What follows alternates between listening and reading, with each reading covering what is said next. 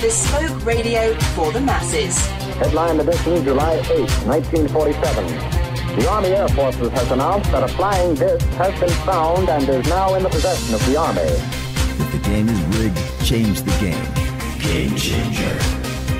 I occasionally think how quickly our differences worldwide would vanish if we were facing an alien threat from outside this world. This is Fade to Black with your host, Jimmy Church, on the Game Changer Radio Network and KGRA, the Global Radio Alliance. I need your help to get to the year 1985. You're listening to Fade to Black with Jimmy Church on the Game Changer Network.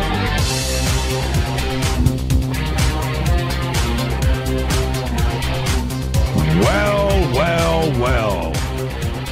Fade to Black. Bespoke radio. For the masses. Yeah. How you doing?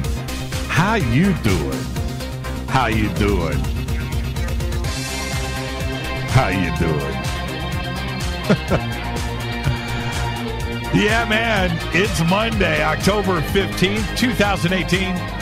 291 days into the new year, just 74 days left.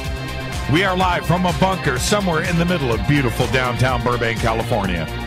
And I would like to welcome everybody listening all around the world, all across the United States.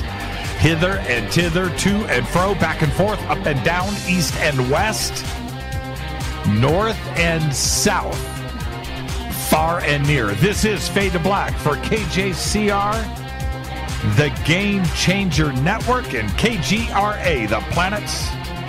I am your host, Jimmy Church. What is cracking, everybody? How you doing? It's Monday. I'll tell you what's crazy. Just a few short hours ago, I was on Coast to Coast until 2 o'clock in the morning.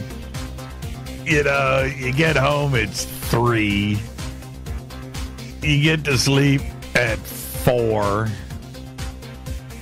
Got to get up early. It's Monday, start of a new week. So, you know,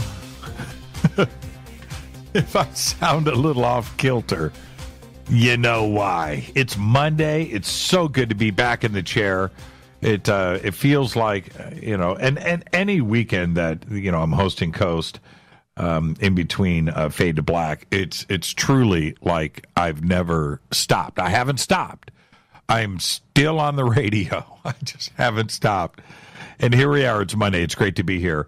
And what an amazing week we have got lined up. I say it every single Monday, but wow. And tonight we're kicking off the week with very special guest. An0maly is here. That's right. An0maly is here on Fade to Black. And we're going to discuss everything from pop culture to conspiracy, the internet, censorship. He is not only one of the leaders out there, and he hosts his own show, and he's got, you know, he reaches millions each week. It's really cool to have somebody like him on that represents, and it's going to be a really great conversation tonight. So buckle up and get ready for that, kiddies. It's going to be an amazing conversation tonight. And then tomorrow night, Leo Zagami is back live from Italy, and we're going to be talking about his new book, which I have here in the bunker. It is called The Invisible Master, The Puppeteer's Hidden Power, where he reveals long-hidden information behind the extraterrestrial phenomenon. That's right, Leo Zagami here tomorrow night from Italy. Oh, man.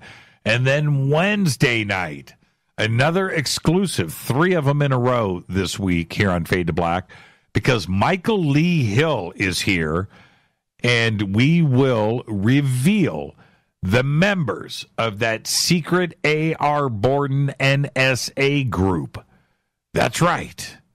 And we are going to have some of those members, we're trying to get them all, on the show on Wednesday night. Now, how is that? Ooh, man. That's right. We put it together. This is all for you, the community. Thursday night is another Fader night. Open lines all night long. And that's our week here on Fade to Black. It's just, I can't wait. I can't wait. Last night on Coast, did Manu tear it up last night? 4 straight hours. Twitter was on fire. I had, and thank you to all of you for those Twitter questions. The phones were jammed up from the beginning to the end of the show, and I knew it was going to be like that, but it was a tremendous show last night. Manu was just amazing. And so for any of you that are here tonight for the first time on Fade to Black, because of Coast to Coast, when it happens every single week, welcome to the show. And you can follow us on Twitter at JChurchRadio, just like Coast to Coast. Twitter is live in front of me. We will bust through 2,000, 3,000, 4,000 tweets tonight during the show. Come and hang out with us. Hashtag F2B is the sandbox. If you have any questions during the show tonight, use hashtag F2BQ. Now, I hang out on social media. I hang out at OnStellar, onstellar.com, OnStellar.com. Get over there, get registered. It is the next great social media platform, onstellar.com. Of course, Twitter is at JChurchRadio. Facebook is still plugging along, and our radio page is pretty active. I posted on Facebook a couple of times over the weekend, and I hadn't, I did it for Coast to Coast, and, I've got a lot of friends and stuff over there, and it just felt strange posting over there. And I posted my birthday stuff, and you know how people are. I had to respond because everybody sent me all those birthday wishes. So I had to go back and hang out on Facebook. And it felt strange to me to do that for a few days. But anyway. And of course, there is YouTube. Everything is easy to find. Jimmy Church or Fade to Black. And there you go. Okay. Any questions or comments? Use hashtag F2BQ.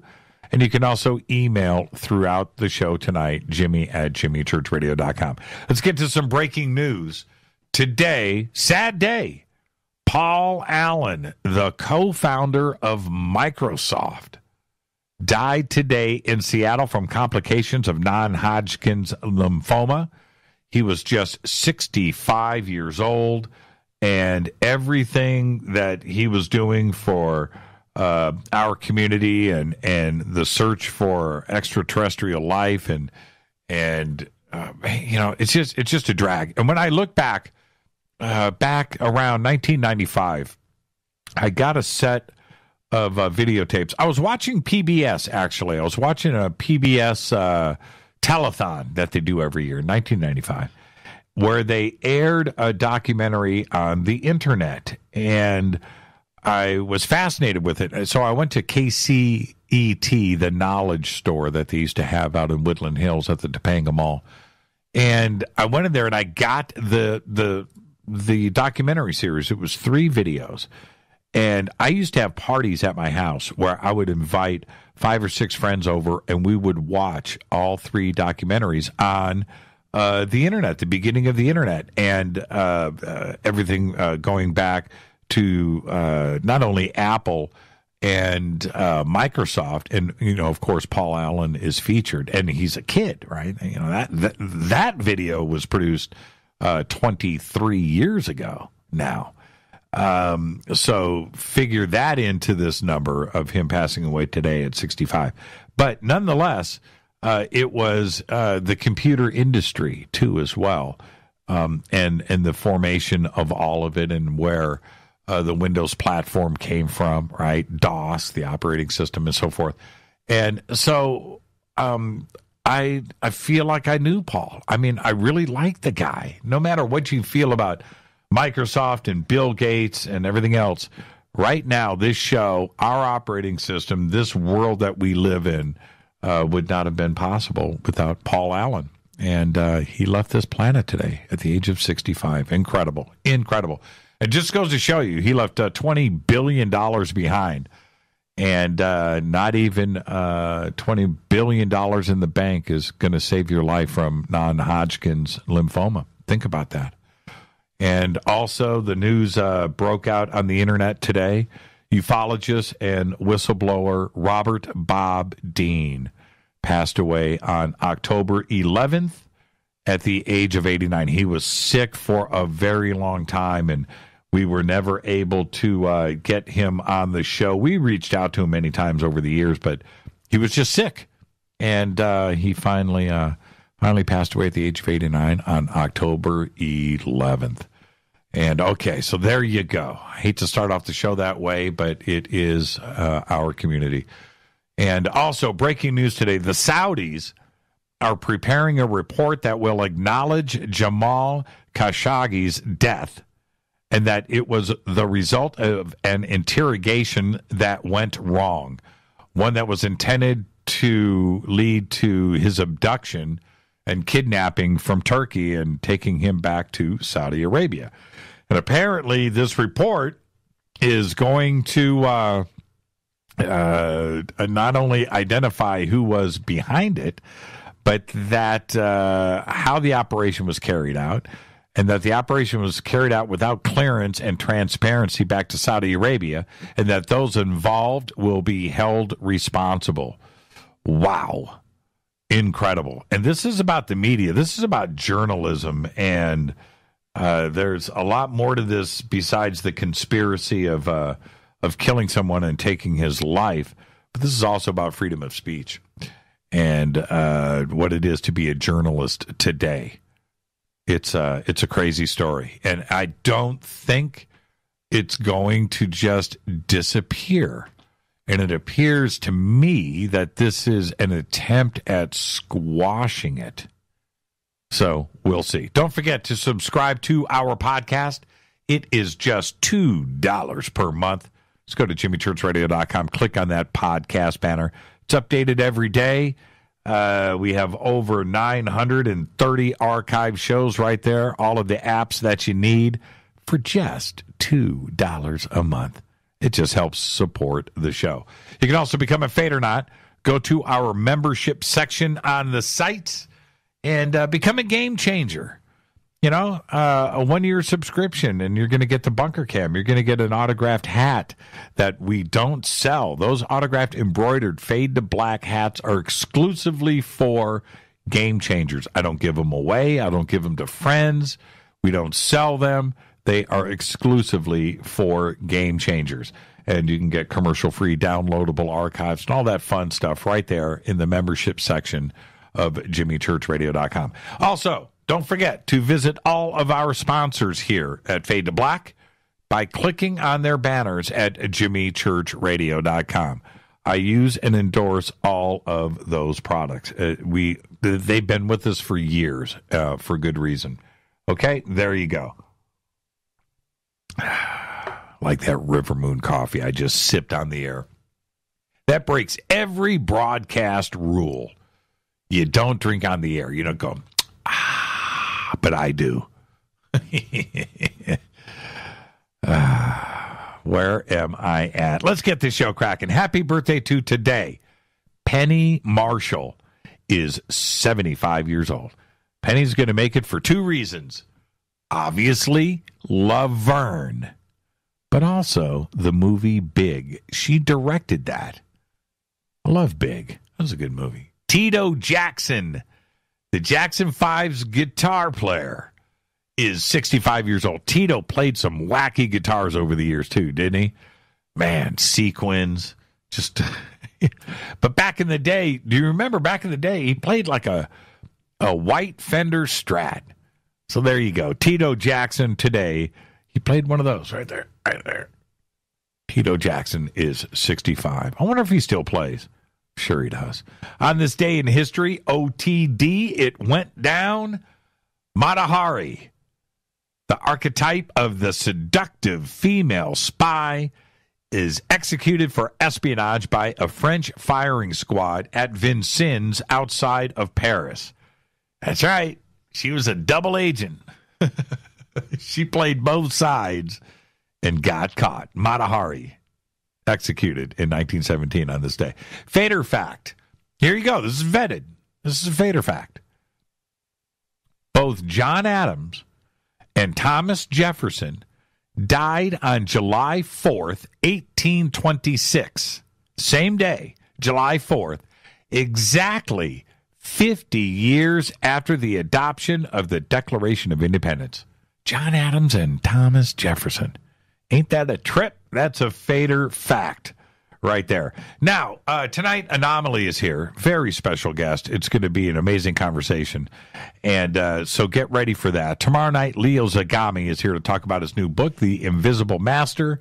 Wednesday night, Michael Lee Hill exclusively on Fade to Black will reveal the members of that secret A.R. Borden NSA group.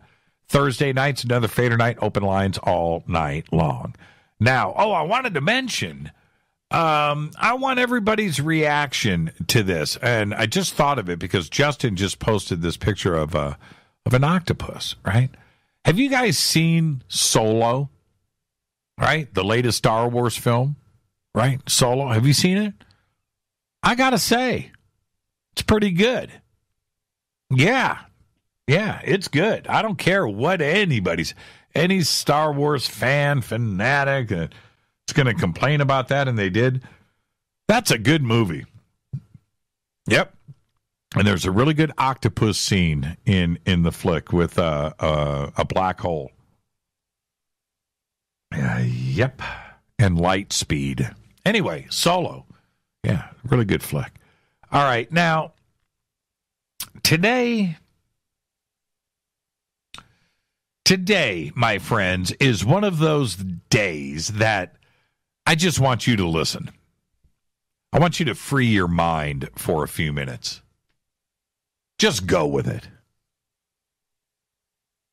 Life on Earth is amazing. You just can't seem to stop it. It's everywhere. An asteroid hits Earth, wipes out everything. No problem. We'll be back. Forest fire burns down a couple of states. It'll grow back. Give it a few months. It's all good. For some reason, everything is perfect here on Earth for life. It just happens. And this is the really trippy part. And I love saying trippy. I love using the word trippy. There'll be posts, church is smoking weed. Church is tripping. He's high. He's on drugs. No. Trippy is a very good word. And I'm going to use it a few times. Because this is the really trippy part. It all happens from tiny little atoms. Tiny little atoms that don't have a brain. They don't have blood. They don't have life. Nope. All of those incy-beansy things just know what to do. How is that? Now I sound like I'm smoking weed, right? Remember that? Man, imagine if the universe was in one of the cells in your thumbnail, man, and well, it's kind of like that. With all of our science today, we don't know. I don't know. Why is that? Atoms aren't alive. In fact, I don't know, and nobody does. With all of the science today, you would think that we had figured that part out by now, but we haven't. So, look at it this way. Let's back up a few billion years, or 13. Let's go back to the beginning. And Rita's listening to me right now, and she's going, I know where Jimmy's going with this, because this was the conversation, that we had last night after Coast to Coast at 4 o'clock in the morning. This is what we do. Let's go back to the beginning. Let's go back to the Big Bang. The Big Bang was perfect. It was seriously bleeping perfect. In that very first nanosecond of the bang, the very, very click, if something was just slightly off, just a little bit, gravity, electromagnetics, expansion, if the energy was just a tiny bit different, it wouldn't have happened. Think about this for a second. This is where you need to go with me. It would have been a tiny bang that lasted for a second or two and then reversed and disappeared. A little pop. It wouldn't have been the big bang, wow, universe, millions of miles across in a second. No. It would have been a little boop. If it wasn't perfect, it would have been just a little. That's it. It would have been a boop and gone. It would have and then look at it. Let's go in a different direction. And that's if it's just a little bit off, right? It would have tried to have banged, but the gravity and the energy and the atom and everything, it just isn't right. So it doesn't do anything. It would have been a boop, right? But what if it was a little kind of a bang? More like a poof. And the universe expanded, but all of the atoms were just off by a bit. Like the gravity inside of the atom was just a tad different. So that they didn't form anything. Right? Because in our Big Bang, it was perfect instantly because the atoms were just like magic. They did things. But what if the gravity was just off and the atoms were not happy atoms? Right? And they just created dust or dirt, nothing. And that it's possible because, in fact, there may be right now a dust bowl universe out there. Maybe billions of them. Just a dead universe. A universe where the atoms aren't happy. And they're not forming things. And they're not creating things. Right? They're just off a little bit. But our Big Bang was perfect. So much so, it's just a bunch of happy atoms. It's like those happy atoms like to do things. They like to make stars. They like to make planets and galaxies and gases and elements. It's friggin' magic all day long. Our atoms in our universe like to do stuff. They do. They're happy atoms. And here on Earth, we have life. And we can't stop it. We are made up of things that don't have life. But they know what to do. It's amazing. Since the start of this world, some 4.5 billion years ago, there have been billions and billions of things that just, came to life. It's like magic dust all over this planet. So much of it that nearly 100% of everything that ever was is gone. and this planet just seems to create more, new. We can't stop life here. You can't stop it. And if you think about it like this, and I'm not kidding about this. It's so magical that you can burn down a field, burn it down, and it's just carbon. It's black. A couple days later, green. Stuff is growing out of it. Flowers, beautiful. Insects are back and things. It's just crazy. You cannot stop the life here. Think about it. But how is it possible? Those pesky little atoms just know what to do. They know how to get together and create some DNA and some amino acids and boom, let's do some worms, let's do some butterflies and some fish and some humans, birds. It's crazy. Air, oxygen, water. It's nuts. But how is it possible? Why? Check this out. If you hold up your left hand, I want you to hold up your left hand right now as you're listening to me. Do it. Hold up your left hand and look at it. Now, hold up your right hand and take a look. Right, left, right? You are now looking at atoms that come from two different stars. Star number 1, star number 2. That's right. Trip on that.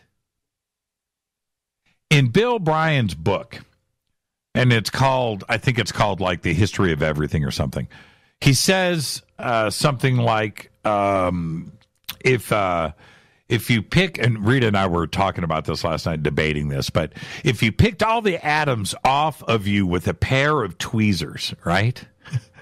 And you put all those atoms one by one into a pile, you would have nothing.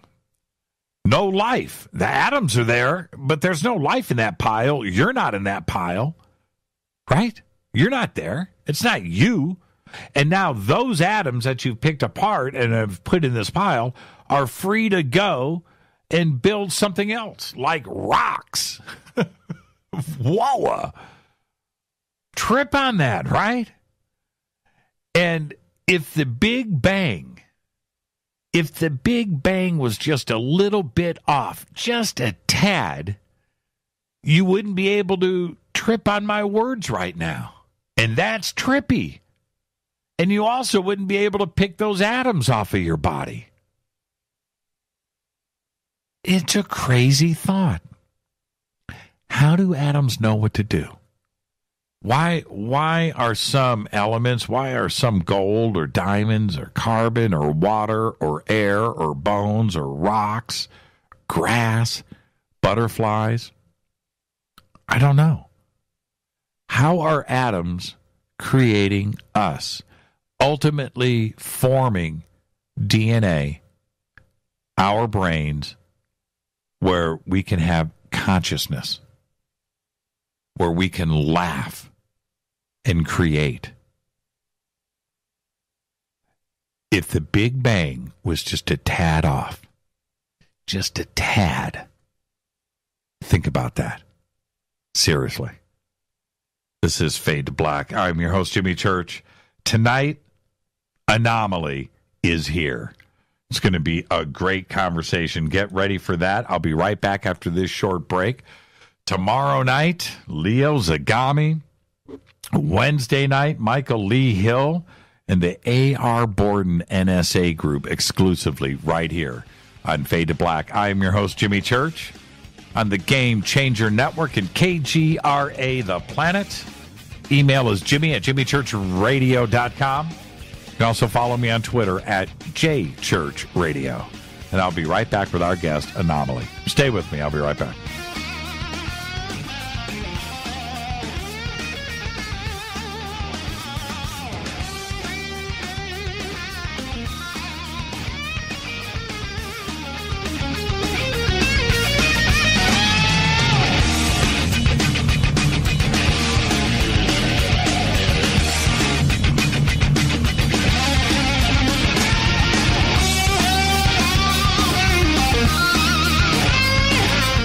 This is Nicole Church, daughter of you-know-who, and you're listening to Fade to Black on JimmyChurchRadio.com and the Game Changer Network. You're listening to Jimmy Church, Fade to Black. Fade to Black will now pause for alien identification. The station that talks the net. KGRA Radio.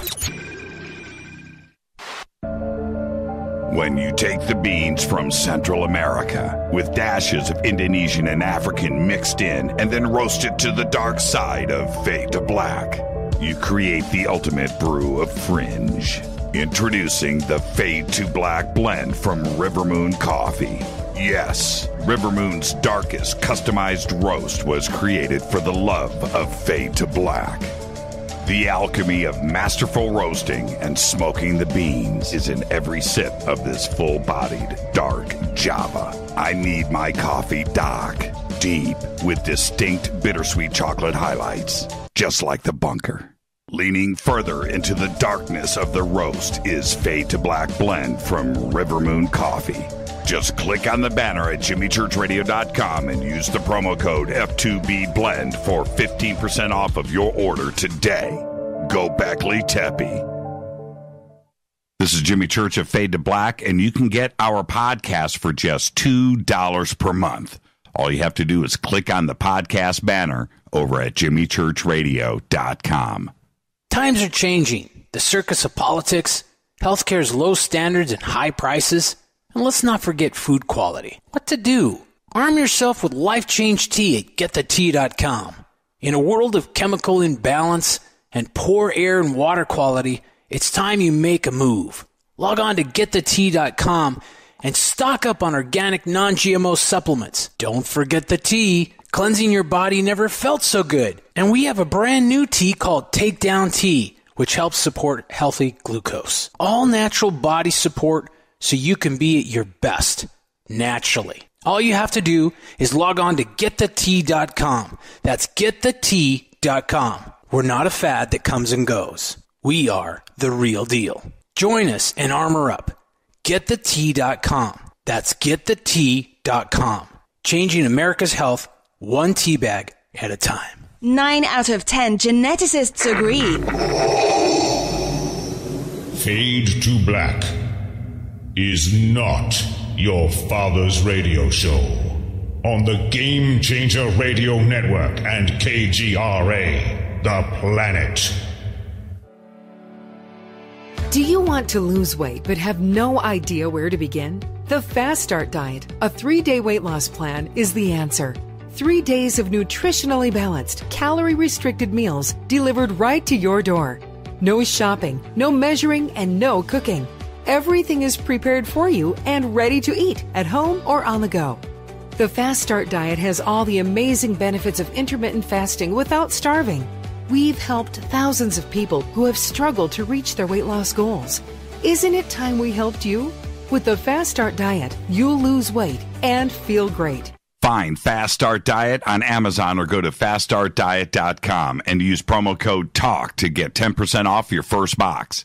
And as a special bonus, Fast Start will include their #1 rated Lipo3 appetite suppressant spray free with your order. This is Jimmy Church. And whatever your diet plans are, do what I did. Go to faststartdiet.com. Hi, this is Rob Reiner from An0maly, and you're listening to JimmyChurchRadio.com. What's up? I'm Chris. What up? This is Kyle Massey, and you're listening to Jimmy Church Radio.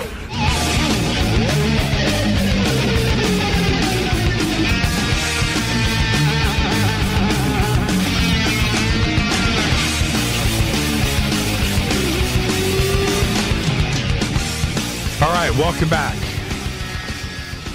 Fade to Black. I'm your host, Jimmy Church. It is Monday. Tonight, very special guest, An0maly is here. Tomorrow night, Leo Zagami and his new book, The Invisible Master. Wednesday night, exclusive here, Michael Lee Hill. That's right, the A.R. Borden NSA group will be revealed right here on Wednesday night. Great week here. Of course, Thursday night's another Fader night. Open lines all night long. Taking your phone calls. Tonight, it is An0maly. He's a groundbreaking news analyst, hip-hop artist, video producer, and creative visionary. New Jersey-raised, West Virginia-affiliated, California living, combining elements of spirituality, philosophy, and real life. An0maly has become a leading voice of this generation as well as a legendary rapper and poet. An0maly reaches between 7 and 30 million people weekly from Facebook, Instagram, YouTube, and Twitter. And tonight we're going to discuss everything from pop culture to conspiracy. We're going to get it all in I am really looking forward to this. His website is Legendary Vision. The links are right there at jimmychurchradio.com. And I'd like to welcome for the first time to Fade to Black, An0maly. An0maly, what's up? How you doing?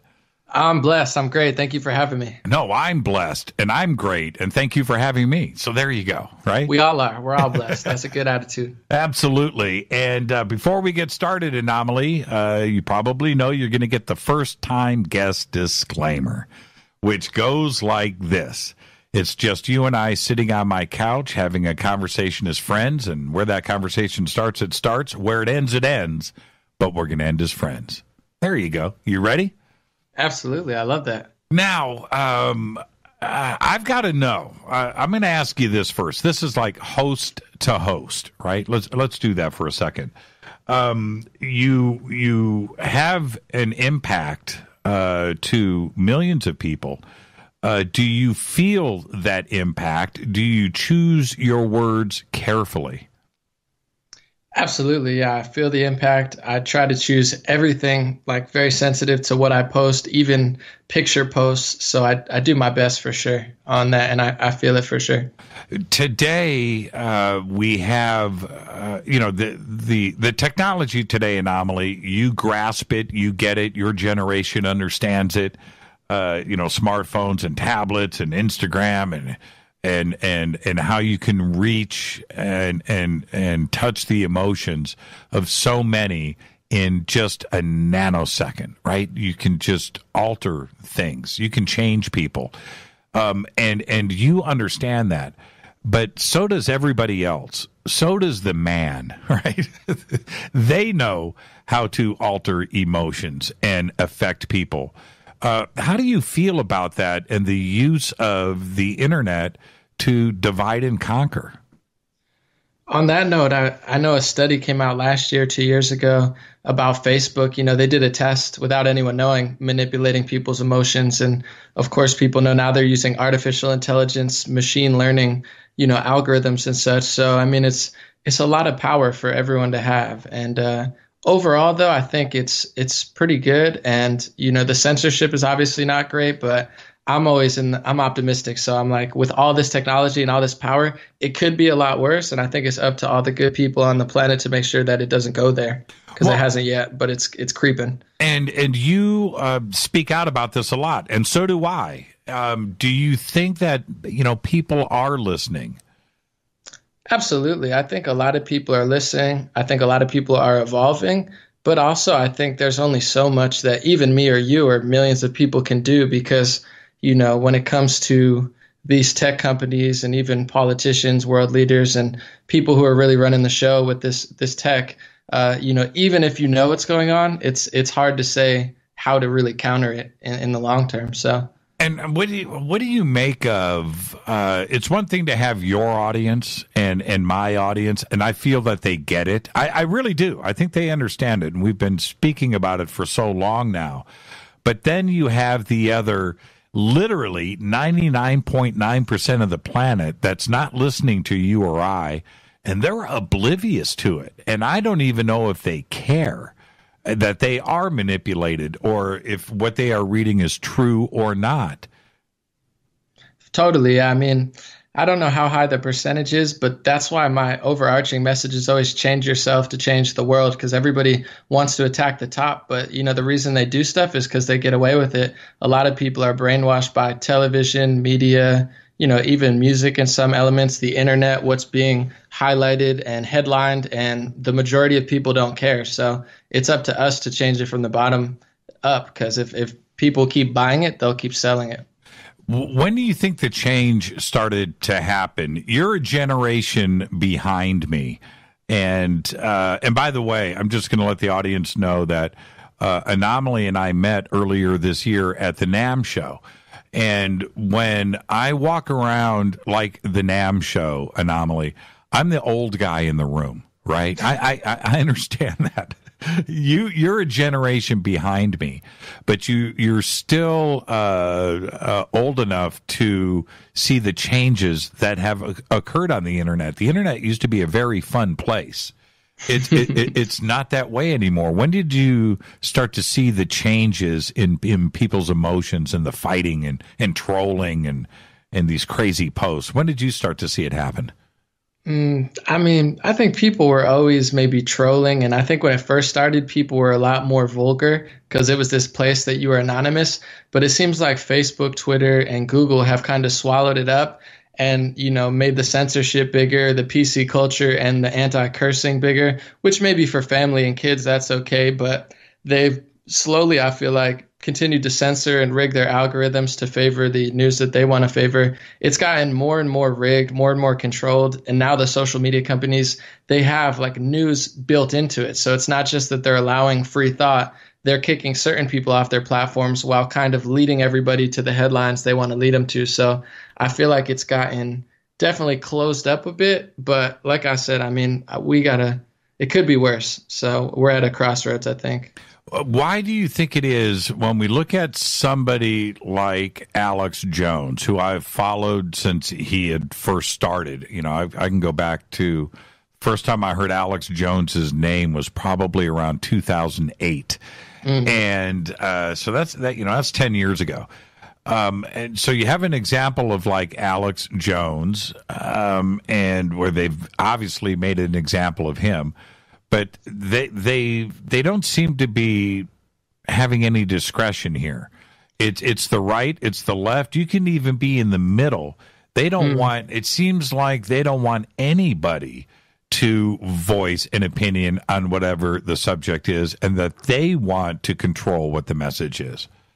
You nailed it. And it's funny that Alex Jones, he always says, I'm the tip of the spear. I'm the tip of the spear. That's one of his famous slogans, saying, like, if they censor me, they're coming for you. And sure enough, it happened. And sure enough, he was right. He was, you know, perhaps the tip. And now they go down left, right. You have Free Thought Project. You have less left-leaning, quote unquote, conspiracy sites going down, right-wing sites, left-leaning anti-war people. And this is the game. I think they can't really get done what they want to do. I don't think they're having a lot of success on a global political scale. So instead of like learning and adapting and trying to reach out to people in a bunch of communities that they've lost, they're trying to like further rig their sites and kick people off. It's a horrible strategy. It's not working. And it's almost like a temper tantrum of like these elites where I wish they would dial it back and, you know, connect with your community and even right and left and figure out what they're missing, because they're totally not doing that. It's like they just want to run everyone over.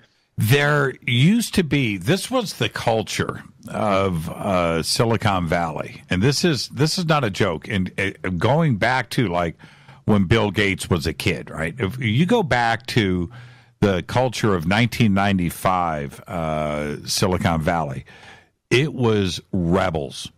Those were renegade nerds that didn't care about the man, that wanted to have freedom of expression and have a free internet and voices and you know, this rainbow coalition of thought and creativity. That's what it was all built on, and they've absolutely lost control of their moral compass. And it's because they're not rebels anymore. They're all rich. Everybody, right? I'm serious amounts of cash, where they are completely disconnected from exactly what got them there in the first place. And I don't know how we're going to get it back. Do you? You're right, man. I mean, even Google, you know, they started with a "Don't be evil" slogan, and then they've slowly just kind of gotten like this tech corporation out of control, spiraling out of control. I mean, I don't know what it's going to be.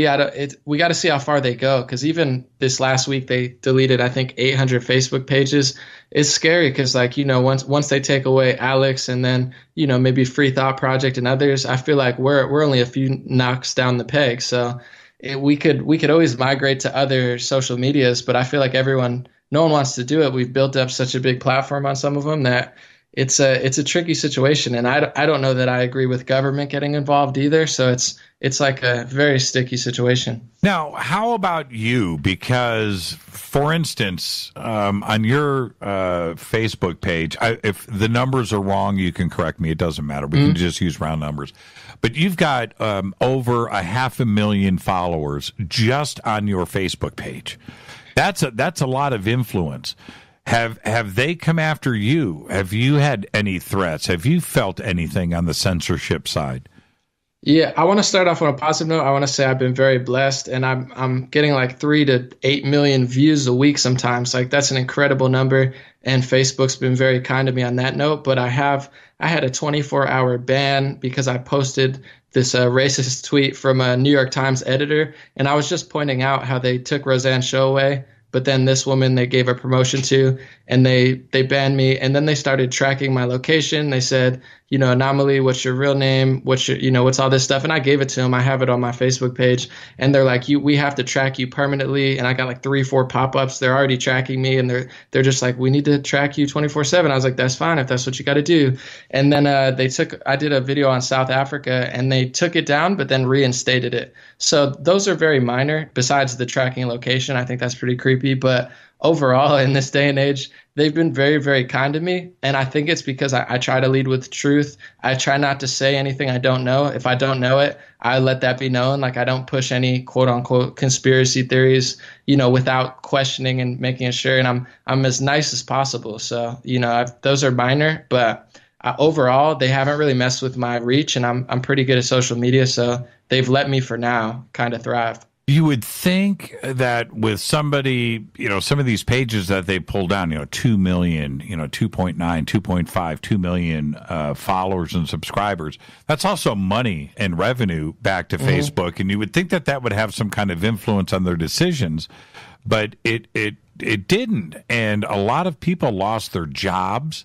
I was looking at some of the numbers, and when you're looking at media organizations of that size, certainly they have a staff. And if you turn around and start shutting this down, you may be making a political stance, some kind of moral standard that they seem to be projecting, but you're also affecting people's lives at the same time. And there doesn't seem to be a rhyme or a reason, because they don't state why these pages, 800, were removed. Yeah, I mean, they're very, very desperate to control the narrative, and they've kind of merged with mainstream media. They've given like multi-million-dollar contracts to mainstream media and, partners with political operative groups to fight fake news. So they've taken that side. They're desperate for the narrative. They're very, very desperate to win these elections. They have a certain agenda and they want to win, and they're not connecting. So instead of, like I said, connecting, they think they want to kick people off. But they also kicked off people that are maybe leaning their political way. Like I know Free Thought Project, they question all sides, and they didn't even give them a reason. That's the really scary part. They didn't say this is why you could change it. They just gave them a very broad reason, ruined people's jobs and lives, and kicked them off Twitter within 48 hours. I think An0maly they did as well. I'm not as familiar with that, but they're very, very desperate, and they're just like in such an echo chamber, and it's just creepy, combined with political correctness, what they think is right, and they've become the monster that they think they're fighting. It's a very weird paradox. We didn't think, the warnings were all there for many, many years before the internet came along, that we would be at this point someday with technology. And here we are witnessing not only the ability of fake news to propagate, and the man controlling the narrative, news media taking sides, and there isn't a media outlet out there right now, right, left, or center, that is telling the truth about anything. And we were warned about this, and here we are. We knew that this day would come, and it doesn't seem like anybody wants to do anything about it. Nobody wants to call out the media, and I'm not talking about the president or anything else. I'm talking about society in general standing up, going, what are you guys doing to us? Nobody wants to put up a fight. It seems like we just want to be a part of the status quo. And when I say we, I'm talking about, the United States and countries where they just want to move along and not rock the boat. Why do you think that we've become so complacent? I guess it goes back to really courage and who's able to see through that, matrix, so to say, and really do something about it. I guess historically, not everyone's on that level. But I think one person that really did a good job recently was Elon Musk. I wanted to talk about it. You know what? I want to jump in. I was actually wanting to get to that next. Yeah. No, we're going to do it right now. Your point that you made about Elon Musk and Google searches is something that everybody needs to see and understand exactly what we're talking about here. And your video, how many views did you get on the video? That just hit 1 million like yesterday. So it's a million views. See, and that's not enough. As great as that is, everybody needs to see the point that you are making here. So Elon Musk, we all know he went on Joe Rogan and toked it up, right? And it was pretty funny to see. But that wasn't your point. Your point was that Joe Rogan's original video got 3.5 million views, and you would assume that would be the top Google search for that video. And it wasn't. What did you find out? It was like 16 or 17 down, and the ones in front of it are very, very unpopular. But YouTube actually did something in the algorithm within the last year or two, and they keep rigging it further. It's called the top news section. So if you ever search on YouTube and you see top news, basically what that means is they're prioritizing the mainstream left-wing and right-wing media over the independent content creator who has more views and more likes. So, I went left and right, both wings of the mainstream bird were putting him in a light like, oh, he's stupid, he's smoking, he's so dumb. But the real video, the full video, he's talking about artificial intelligence. And of course, Elon Musk owns a company called Neuralink to plant computer chips in human brains. So this is no joke. This is no dumb guy here. So the fact that it takes you maybe page 2 and 16 scroll downs just to find the original content, and you have to look at 15 other videos that are trying to lead you in the wrong direction is very frightening. But it's the top news section, and they claim to be fighting fake news, but they'll do it on a lot of searches and make sure that the top 10, 15 videos you see are all mainstream media and sanctioned by, what they think is true, which, like you said, is very rarely the best perspective. I would even argue that it's almost never the best perspective, besides maybe a few journalists on television that are doing good work. What was shocking to me, and you pointed this out, that there were videos way ahead of the 3.5 million Rogan clip that had 1,500 views or 3,000 views, but yet they were ranked higher than Rogan. And the second point that you made, one of the videos that was of the Rogan clip of Elon smoking had like, I'm just going to pull the numbers out. I don't know what they were, but it was like it had 50 likes and 1,200 dislikes. Yeah, that was the New York Post. So that was, right. a Murdoch. But it was like it was all the left wing organizations making him look bad, and then you had that one, the right wing. Yeah, 1,200 dislikes, 50 likes, maybe 7,000 views, and it's above the original video because they want you to see their spin on it. But it's like Elon Musk is like a modern day Tesla almost. Like I'm not trying to see what some low level journalist has to say about him. I want the real deal. Like I don't want them to gossip about you. I want to have a conversation with you. And what's the intention? And, I see the algorithm. You can see how it plays out in your video. It's incredible. I really enjoyed that. I got pretty pissed off, watching it. But what's the intention with that? Because is it money? Because CNN was ranked number 1. And it's like, what did CNN have to do with that clip at all? Obviously, Rogan should have been the number 1 search result there. But CNN and MSNBC and NBC were like 1, 2, and 3 in the search results. What's going on there? I think it's power, control, and collaboration. These big media companies, they've chosen their sides and they've chosen their organizations that they've aligned with. And when everyone started getting demonetized on YouTube and they took down a few prominent channels, YouTube and Google actually gave multiple millions of dollars to CNN, Fox News, NBC, Washington Post, New York Times. They did a "we're fighting fake news." So they're actually taking money away from the independent content creator. They're actually giving millions upon tens of millions of dollars to CNN and the other big news corporations on top of all the money that they already make just for no reason to fight fake news. And then they're using AI, artificial intelligence, machine learning, and algorithm riggings to put them at the top. So it's like a triple rig. You're getting deleted, you're getting your money taken away, they're getting extra money, and they're getting priority searches. And they're not paying for it. They're actually getting paid to be there. So people are like, oh, they're paid. They pay to be there. No. They get paid to be there. It's really crazy. It's a catch-22, and it's a self-feeding machine, too. That's the other crazy thing about all of this.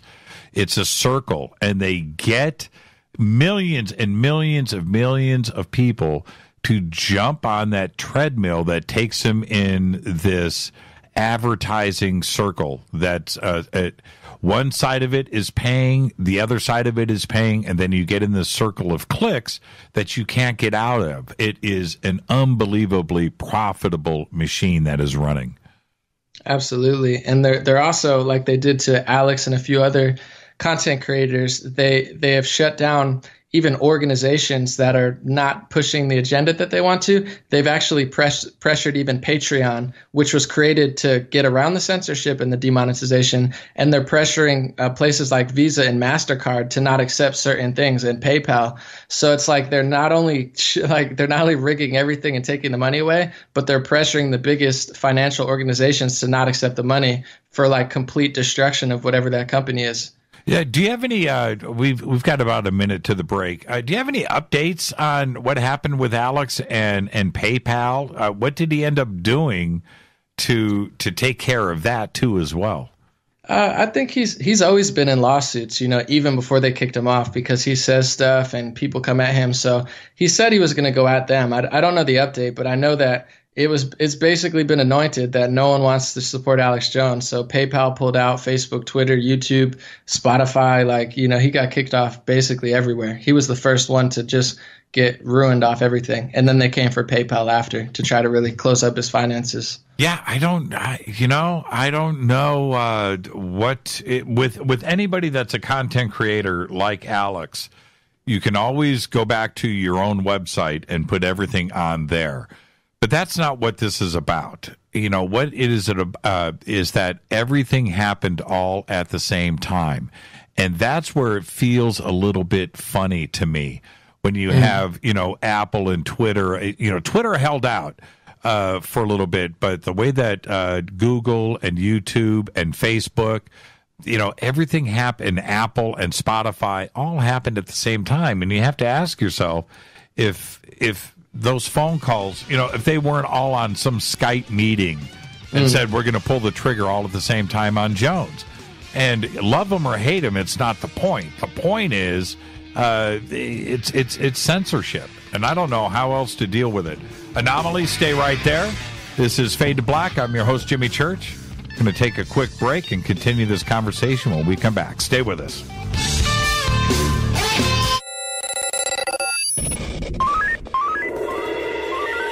Way out here, we listen to Jimmy Church. You're listening to Fade to Black. Always on the edge of the hottest alternative talk. Jimmy Church with Fade to Black. KGRARadio.com. ¿Qué tal, mis amigos? Yo soy Mario Carson, el tiburón, y los invito para que escuchen a mi buen amigo Jimmy Church Radio. ¡Claro que sí!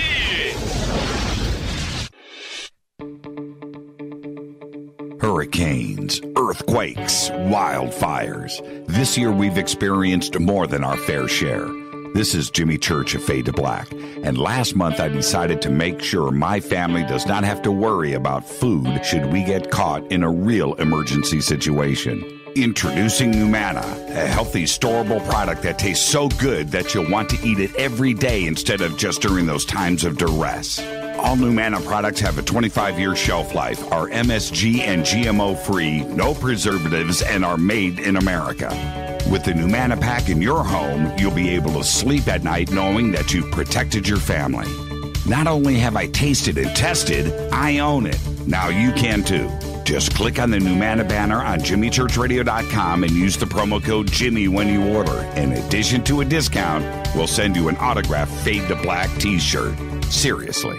Go Beckley Teppy.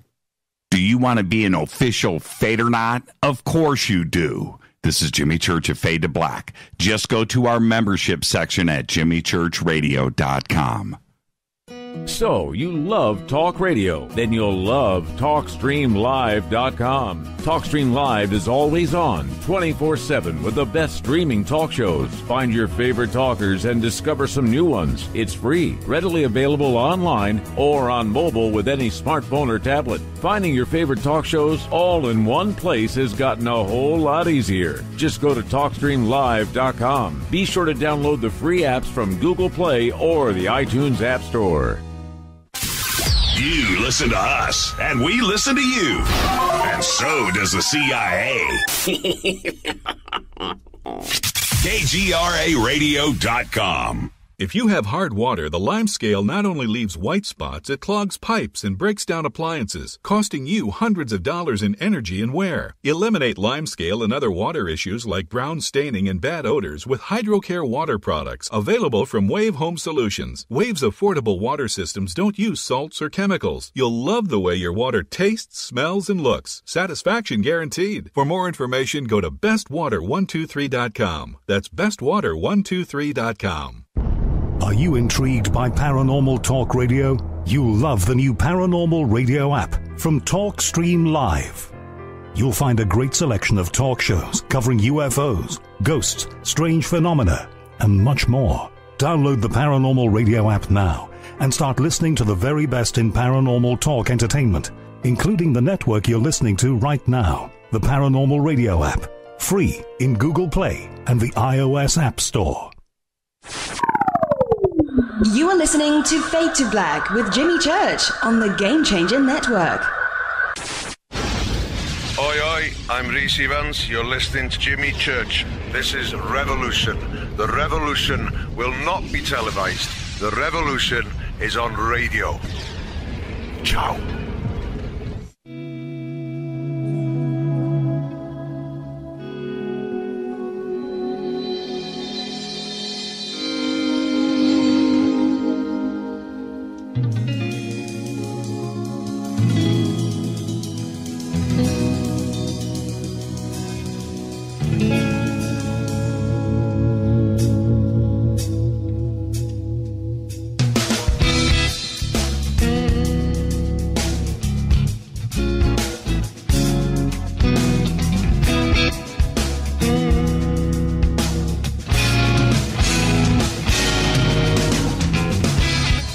Back, Fade to Black. I'm your host, Jimmy Church. Our guest tonight, An0maly.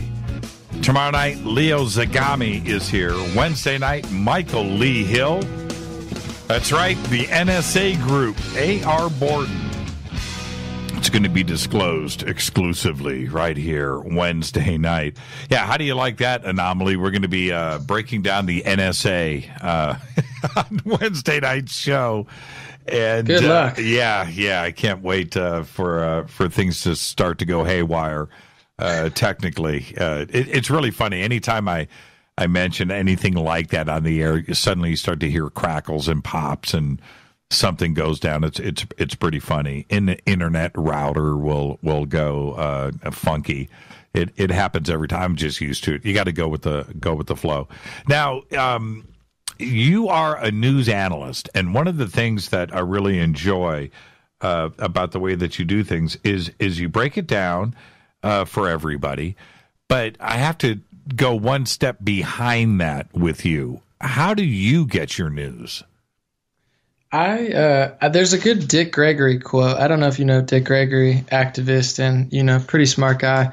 But he said, I buy all the newspapers and then I look for the cracks in them. So, roughly that was the quote. So I kind of read everything from the top news organizations to independent, and I just operate off of that. And a lot of the news stories I do is, of course, I listen to independent and everything, but I try to kind of expose them without seeming like a conspiracy theorist. So I usually use their own articles and elements of how they've reported in the past and are reporting now. But I'm looking at everything. I'm on Twitter. I listen to, like conspiracy to mainstream left and right or independent left and right. I try to get a good taste of everything. Well, okay. So now you've got one story from 2 or 3 different sites.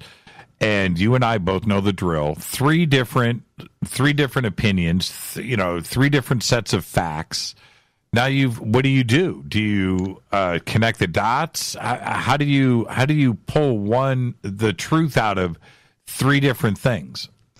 I guess I connect the dots and slip through the cracks. Like, for instance, a lot of the reporting they've been doing nowadays is anonymous reporting, where they'll admit in their own article, that it's probably not true, or possibly one person told one person and said that. So, a lot of people just read the headline and they know that, psychologically, maybe 90% of people only see the headline. So a lot of the biggest news stories of this year, and a lot of the biggest outrage culture stories that people have been freaking out about, they're actually in many parts not even true. And they actually tell you in the article. It's just they know that most people aren't going to dig 6, 7, 8 paragraphs down to get the couple lines that say, this is possibly from an anonymous source or someone who knows someone in the meeting. It's a lot of stuff like that I kind of dig through.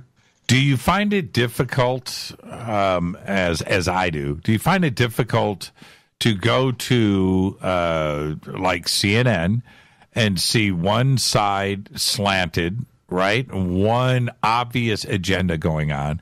And then you go to, I'll just say it, you can go to Fox, and then that's a slanted, one-sided view that is going on, where it's an obvious situation here where they've made this not only political, certainly, but also personal, where the news now is opinions instead of facts.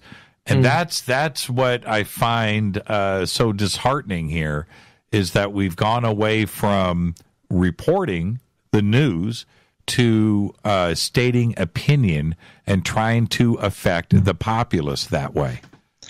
Yeah, a lot of the biggest credible news organizations have kind of fallen to the, pedigree of TMZ and National Enquirer with their reporting. So what I do a lot of, and if I don't know for sure, I say that and I source and I cite. But a lot of what I'm doing is kind of trying to expose people to think differently and realize how they are being manipulated and how they can better, figure that out and what to look for and how not to get fooled. So a lot of my reports are basically just debunking what they're doing, but I'm not necessarily telling you the exact answer or anything. I'm just, it's every single day I feel like they do that. And like I said, the biggest outrages of the year were total skews that, even maybe both sides of the debate would like to get to the core of it. It's maybe designed so you never get to the root of the problem and you continuously argue about surface level stuff that really doesn't matter. Why do you think that social media, and it doesn't matter about the platform, that in social media now you have individuals that would never say the things in public or with their friends or family like they do on Facebook? Certain trigger words are there, and the next thing you know, you've got people that were friends for years that are at each other's throats. It's like an instantaneous thing now on social media. Why is it that nobody can control their anger or their verbiage? I mean, I think you nailed it. People feel more comfortable because it used to be anonymous, but even now, though we're not anonymous, it's easier to type something. So I'll give you an example. I have really good friends that I see once or twice a year that don't agree with everything that I agree with politically, but that's okay. We love each other. I know they're great people, and I want to talk in person. And I always tell them, let's not argue on Facebook Messenger. Let's wait till we talk in person, because when we talk in person, we usually agree on most stuff, or we just agree to disagree and we get to the core of it. But they were always kind of freaking out at me on Messenger. I think a lot of times I'm always making content, so I don't really have time to yell at anybody. I haven't done that in years. But when you're on there and maybe they see my video and they don't agree with it, instead of being like, we could see An0maly in person and have a conversation, it really bothers them. And like you said, they can't control their anger and they freak out. Everyone does it, but I think we have to do a better job of that and understand that, not take this so seriously. And I made a new podcast recently called Make America Debate Again. And I'm trying to get through to that. People who freak out online at me, now I just tell them, come and debate. And 9 times out of 10, if they're, face to face, even if it's Skype or Zoom, they're not going to act the way we act when we type, but people will still do it. Yeah, I've actually put that challenge out there a couple of times. You know what? Don't do it here. Come and meet me. let's go face to face, because I don't think that you're going to want to be able, or you're not going to want to do that. I don't. Okay, it's like this. About 3 years ago, I started to notice that when I would sit down with friends, and we like to have dinner parties and stuff. I would sit down with friends, and I noticed that if the conversation went in one direction, very simply, very easily, suddenly people were angry. And I couldn't believe it. And then I realized that they were being influenced by the fake news. And I'm talking about 2015, 2016, as this stuff started to get out of control, where that was controlling this conversation. And that's what was causing this anger. It was because of their travels on the internet during the day. And now it's influencing the conversation here, and everybody was just trigger happy, right? Ready to go. It was go time. The media does a bad job of never, and it goes on both sides. They get everyone riled up, get everyone angry at the other side, and then they'll sell them pills in the commercial and unhealthy foods. It's a really bad, strategy they have there. But over the weekend, I had a conversation with somebody on a social issue that we didn't agree with, and it's fine. I'm very easy to talk to. He was spewing out like mainstream media point to mainstream media point to mainstream media point. And then I kind of got to a point where I said something, and he said, you know what? I don't like to debate or have conversations because this is my side, and I'm going to stick to it regardless of what's going on, and I'm going to fight for this side. So he had kind of come to the conclusion, like, I'm stubborn. I don't want to learn. I listen to, the media, and this is how I feel. And I was like, man, and it's a good, smart person where I'm like, that's sad. I'm personally glad I don't own a television. I've always known since like 2008, I knew that they were brainwashing people via the television. So I'm lucky, I guess, that I avoided like 10 years of brainwashing. The fake news revolution, when it happened, and everybody found out that what they were reading probably was fake and was probably generated by a 15-year-old kid in Macedonia, right? Seriously. And absolute fabrication. But they took it hook, line, and sinker. And even when they found out that the reason why they were angry was because of something that was written by a 16-year-old kid in some European country for clicks, that didn't change their beliefs. They still went on with the fake news narrative. It's really crazy. It's not like everybody just stepped back and go, whew, oh, it was just fake news. Okay, I can get back to center. It didn't happen that way. Everybody is still carrying those beliefs. It's amazing, isn't it? Absolutely. I always say I think stubbornness is one of the biggest plagues to humanity because left or right, I think it bounces back and forth with who might seem virtuous and right at the time. But everyone's so easy to manipulate because they think they're playing a sports game. And I say all the time, because people listen to me on both sides and people who agree with me, they're like, An0maly, I agree with you, but those people, well, they'll never listen. They'll never learn. And I'm like, well, first of all, that's a pessimistic attitude. But second of all, it's not true, because I have conversations with people I don't agree with. And if you talk nicely to them, and a lot of them will come around or find some similar ground. So they've done a brilliant job of creating two sports teams, red and blue, and people think they're in a civil war right now. And of course, it's a soft civil war because we're all spoiled and have computers, so we're not really doing that much. But overall, it's like, I don't know, man. I've never thought of it like that. But there's millions of people who have pledged allegiance to their side, and they're not trying to make friends. They're not trying to, make countrymen agree with them. They're literally just trying to fight. And I don't know how to change that, besides maybe I try to through my content via being kind and compassionate to both sides and getting them to hopefully consider things that they don't normally. What's the end game? And the idea is this: when I ask the question, what is the end game? You have the media companies obviously dividing the population. They've been very effective at that. So now we've got a divided, fighting country right now. But if it continues, the next step is a bad one. So what is the end game? Are they going to, right before we're at the brink of burning this place down, are they going to stop? Are they going to back up? What's the end game? Why would they want to push us all to the edge of the cliff and force us to take a peek? I have a personal theory, and as much as I do think that people at the high levels are manipulating, and there are some bad hombres and bad spots, I really think it's like human nature. I'll give you an example.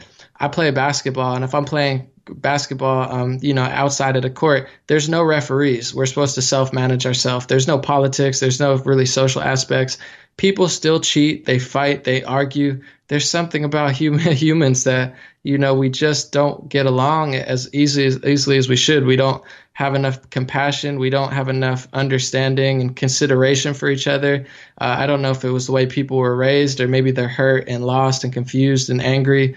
But I think that it's not just the elites and the media companies. I think it's inherently, human nature, and we got to change it from the bottom up. But with technology, algorithms, and even computers and human brains merging, stuff like that, I think the end game, a lot of these tech companies, I think they know that it's going to get to a pretty wild cyborg level. Maybe they won't tell people that, but I don't know what their strategy is for it. But God help us all.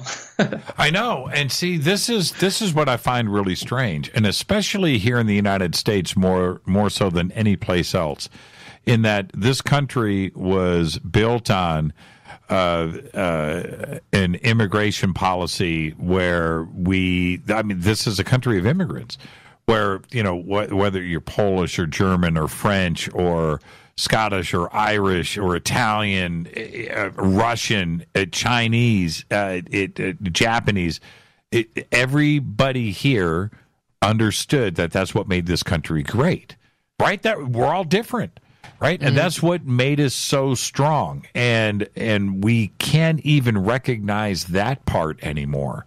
It's a really funny situation here where everybody wants to take sides instead of looking at what actually got us here to begin with. And it wasn't about being decisive and pointing fingers and blame and fighting. It was about getting along and the best of everything together made us so great. And we've lost sight of that completely. It's nobody even wants to even talk about that anymore. Yeah, I love that you brought that up. And celebrity culture, television, politics, people want to win so bad. And I talk to people on both sides, and they literally want to just crush the other side. And I'm like, man, I want to teach the other side. I want them to learn so they're not so crazy. I'm not trying to crush them, but you got millions of people who they dehumanize the other side. And I don't know what it's going to take, but I've seen it get to a point now. I'm hoping that it's the storm before the calm, where at a certain point, maybe there's some big worldly event that everyone stands back and they're like, whoa, what were we doing these past 3 years? And I'm at that point now because, politics aside, I think this is one of the greatest times ever to be alive. My great-grandparents came and worked in factories. I have cell phones. I'm talking to you right now via computer. Even on my worst day, it's not that bad compared to working in the field and stuff. So it's like, man, I don't know why people are so ungrateful, so hateful, but I think it definitely starts with good leaders, good media sources, and good, everything, musicians that people look up to. There's not enough, but if we can, make that cool, then I think that's an important thing. And I think people like Joe Rogan are doing it, and, other people just have to step up. I want to talk about your video about political correctness and PC, which first off, it's a great video. But the second point that I want to make here is this audience has heard me talk about this subject for a very long time. And I don't know how we got here today, but this PC situation is completely off the rails. We drove that truck off the road, man. Yeah, I know. I read a headline about Manchester in England that they banned clapping because clapping made some of the people feel bad who weren't being clapped. And I was like, oh my goodness, George Carlin is crying right now from the afterlife because, his famous quote was, political correctness is fascism with manners. And I think the tech companies and the elites, they are using political correctness culture to push forward a devious agenda. But it's like, man, we're so soft. I mean, and I'm a really nice guy. I'm not like a mean, yell at your face. I'm super compassionate, super nice, super considerate, but I'm not this soft, man. It's like at a certain point, I don't know how we got this soft. I don't know if we could possibly get softer. And it's not good, because it's nice to be nice to the weak in society. That's necessary, but you don't want to make everyone weak and like revel in weakness. That's like the opposite of any sort of, winning mindset ever. So I don't know how we got here, and I don't even know if it's possible to go further. Like, I don't know where you go from here. I know. When I was growing up, and I hate it when somebody old like me says that, but when I was a kid, and it's really true, there were losers. Some people just lost, right? Some people came in second place, and now it's like everybody gets a trophy, right? Everybody's a winner. Nobody can get offended. Nobody can be sad. Nobody can be challenged. And it's that way across the board in every aspect of our lives today. And you're right. I don't know how we got here, but it's a sad part of life. Not everybody can be a winner. Yeah, I think, Jordan Peterson, the one thing that he's really gotten through, and I notice, of course, a lot of like conservatives like him, but a lot of my liberal friends like him as well. And I'm glad to see that, because he really has a compelling argument about, opportunity or outcome of opportunity. If you try to make everything equal, like 50% men, 50% women, 50% this, 50% that, it doesn't work. Everything kind of collapses. And it's like the over political correctness of society. It's like a super, then you don't have freedom. It's like you're forcing people. So we've gotten to the point where we're trying to be so nice that we're actually being mean, and we're ruining freedom, and we're ruining people's lives. So I think that's a good argument that's got through to people, and we need to push that more, where it's like, when things are free and when people are free to do as they wish, some people are going to do certain things, some people aren't, some people are going to win, some people are going to lose. And to be honest, if you're ambitious in the society, even if you start with nothing, you can make something of yourself. So you can't, take everything from the winners and try to give it to the losers and stop clapping because it hurts their feelings. It's like, at a certain point, come on. Yeah, I know. I don't know how we got so soft. And there was another... it's not, this is what I find so fascinating about this. It's not any one thing. It's seriously, I used to think that there were two genders, right?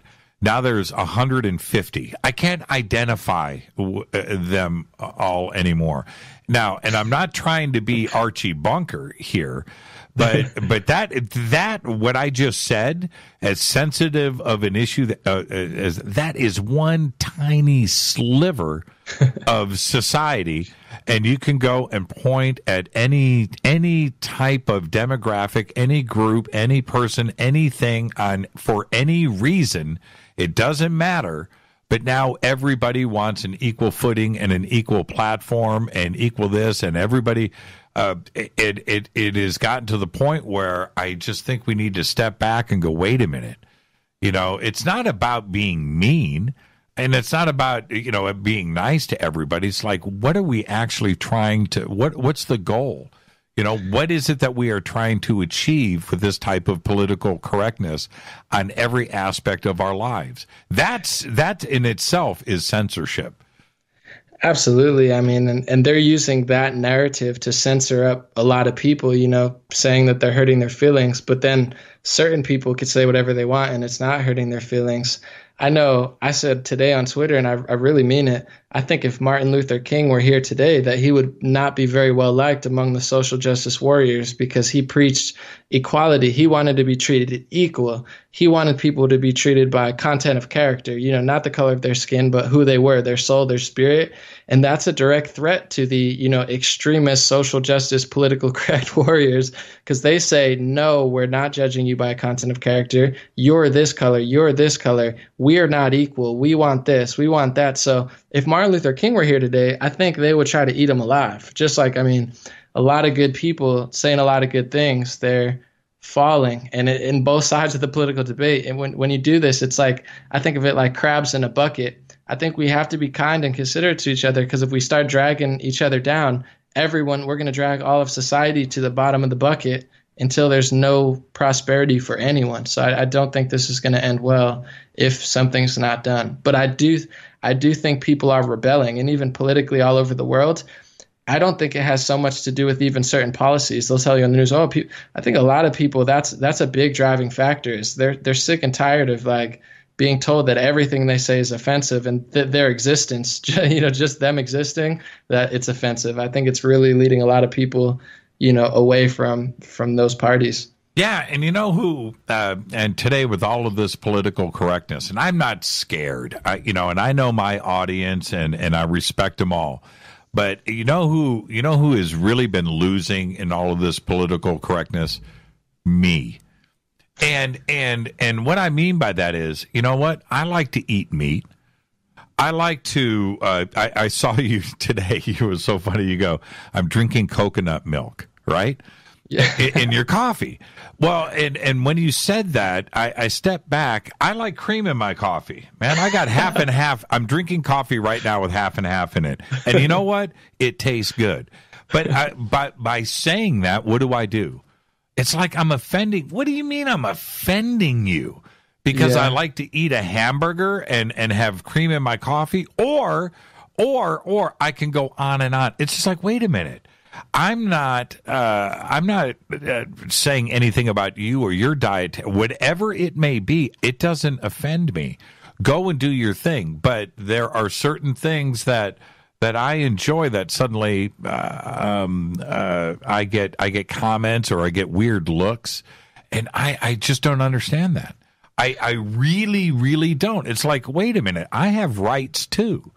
Right? I do. Yeah. No, I mean, I think meditating or breathing or standing there is offensive now, because then there's the crowd that says, you got to do something. If you're not outraged, you're not paying attention. I don't like that quote, because even when I'm outraged, I try to come from a peaceful vibe. So, I'm like, you want me to be mad?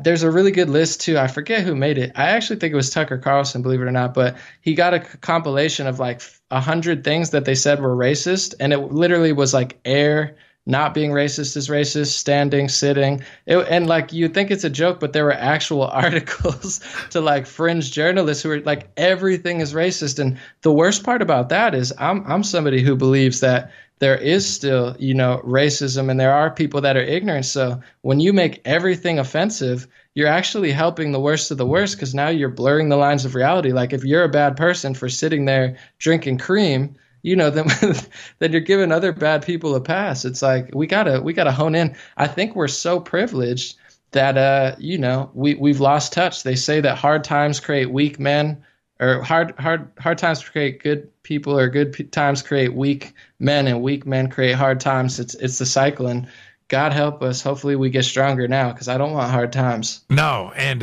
when we come back, we're going to pick up this conversation where we left off. I'm going to share with you a funny story that I had with a vegan organic coffee truck. Wait till I tell you this story. This is Fade to Black. And no coconut milk here, but you do your own thing, An0maly. I just bought it, so it's good. This is Fade to Black. Our guest tonight is An0maly. We're doing everything, pop culture, from one end to the other. It's going to be a great conversation. Stay with us. We'll be right back.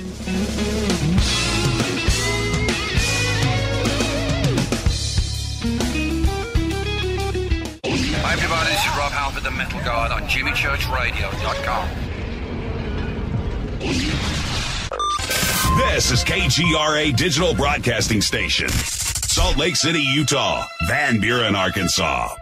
Poor water quality is a major health issue, and it's only getting worse. Municipalities can't keep up, standards have dropped, and pollutants are increasing. Where does it all end? It ends by keeping the pollutants outside of your home with HydroCare's advanced systems available at Wave Home Solutions. No less than the best purification materials and processes have been developed by HydroCare to provide you with healthy, clean water for drinking, cooking, and showering. HydroCare far surpasses the competition in removing chlorine, odors, iron, lead, chemicals, limescale, and much more. Don't settle for less when it comes to your water. We'll take care of the toughest water problems for you, whether it's from a city or well source. Satisfaction guaranteed. For more information, call 888-997-WAVE. That's 888-997-WAVE. Or go to bestwater123.com. That's bestwater123.com. Wave Home Solutions for a healthy, comfortable home.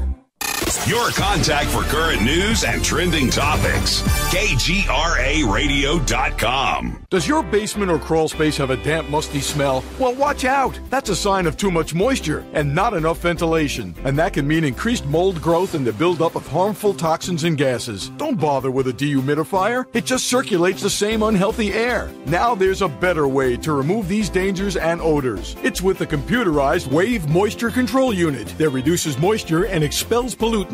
We replaced our old dehumidifier with the Wave unit, and in only 3 weeks, our basement is dry and the musty smell is gone. Wave units require no maintenance, no buckets of water or filters, and costs only pennies a day to run. Breathe better, live healthier with an affordable, no-maintenance Wave unit. Call 888-717-WAVE, 888-717-WAVE, or visit dryhealthyhome.com. Dryhealthyhome.com. Ride the Wave Home Solutions for a healthy, comfortable home. This is Jimmy Church of Fade to Black, and I only drink Fade to Black blend coffee from River Moon.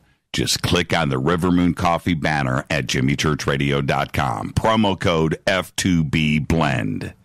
So are you tired of being tired? Well, then it's time to get the tea. Hey, it's Lisa here to tell you about this all-natural, all-organic tea I've been drinking that has had great results for over 20 years. It's called Life Change Tea, and it's specially formulated to help detoxify and cleanse your kidneys, liver, colon, and blood all at once. The colon is one of the most ignored organs in the human body. The faster that waste is eliminated from the body, the less time that waste sits in our intestines, spreading toxins to our bloodstream. This tea helps cleanse chemicals caused by outside intruders from our entire digestive system. And get this, weight loss can be a side effect. And with continued use of the tea, you can experience clearer, healthier, younger looking skin, increased energy, and a happier outlook on life. So if you're tired of being tired, get the Life Change Tea at getthetea.com. That's getthetea.com. And like me, you'll be glad you did. Did you know that when you're on the road with limited data or Wi-Fi available, you can still listen to every minute of Fade to Black by just calling 605-562-4482. No smartphone, app, or internet needed.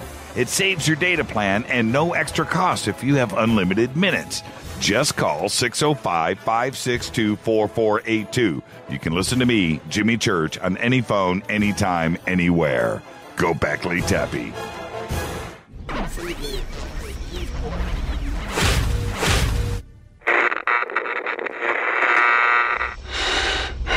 You want to know a secret? I love ponies. I really love ponies. I'm serious. I couldn't stay sane without ponies to brush. Why Fade to Black? Because you never got that pony, damn it. This is Fade to Black with Jimmy Church on the Game Changer Radio Network and KGRA, the Global Radio Alliance.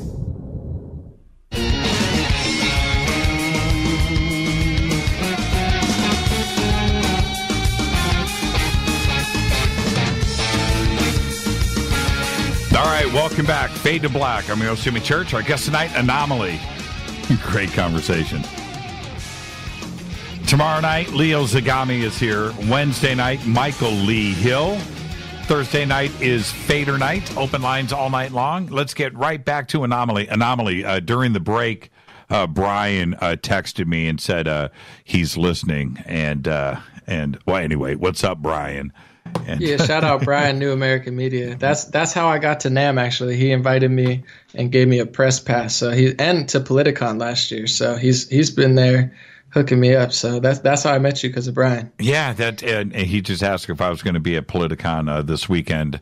I will not. I don't have to work this weekend, and so It's called sleep. I'm going to get caught up on sleep. So, this is back to the PC conversation, and then we'll move on. But this is what's really funny. When it comes to people like myself, our rights have been shrinking, right? It's like a weird thing that I see going on. And if anybody has to be PC, on all fronts, it's me, right? I've got to watch it. And I find it really funny. And it's like if, I'll give you an example. I was going to tell you the food truck story. So I get off stage. I'm in downtown Los Angeles. And I get off stage. Now, my voice is loud, right? I've got a distinctive voice. I understand that. And I'm speaking to a large crowd. And I step off this stage. We're at a park in downtown Los Angeles. And I step off of the stage and I turn to my right. And there is an organic coffee truck right behind the stage. Now, two things come into play. One, I love my coffee, organic coffee. I'm there. Number two, those people inside of that food truck have been listening to me on stage for 30 minutes, right? I know this. So I walk up to the truck and I order 2 iced coffees. And I said, could you put cream in one? And the guy looks at me and he goes, we don't have any cream. Only, whatever he said, coconut milk, whatever. And I said, no. Don't put anything in it.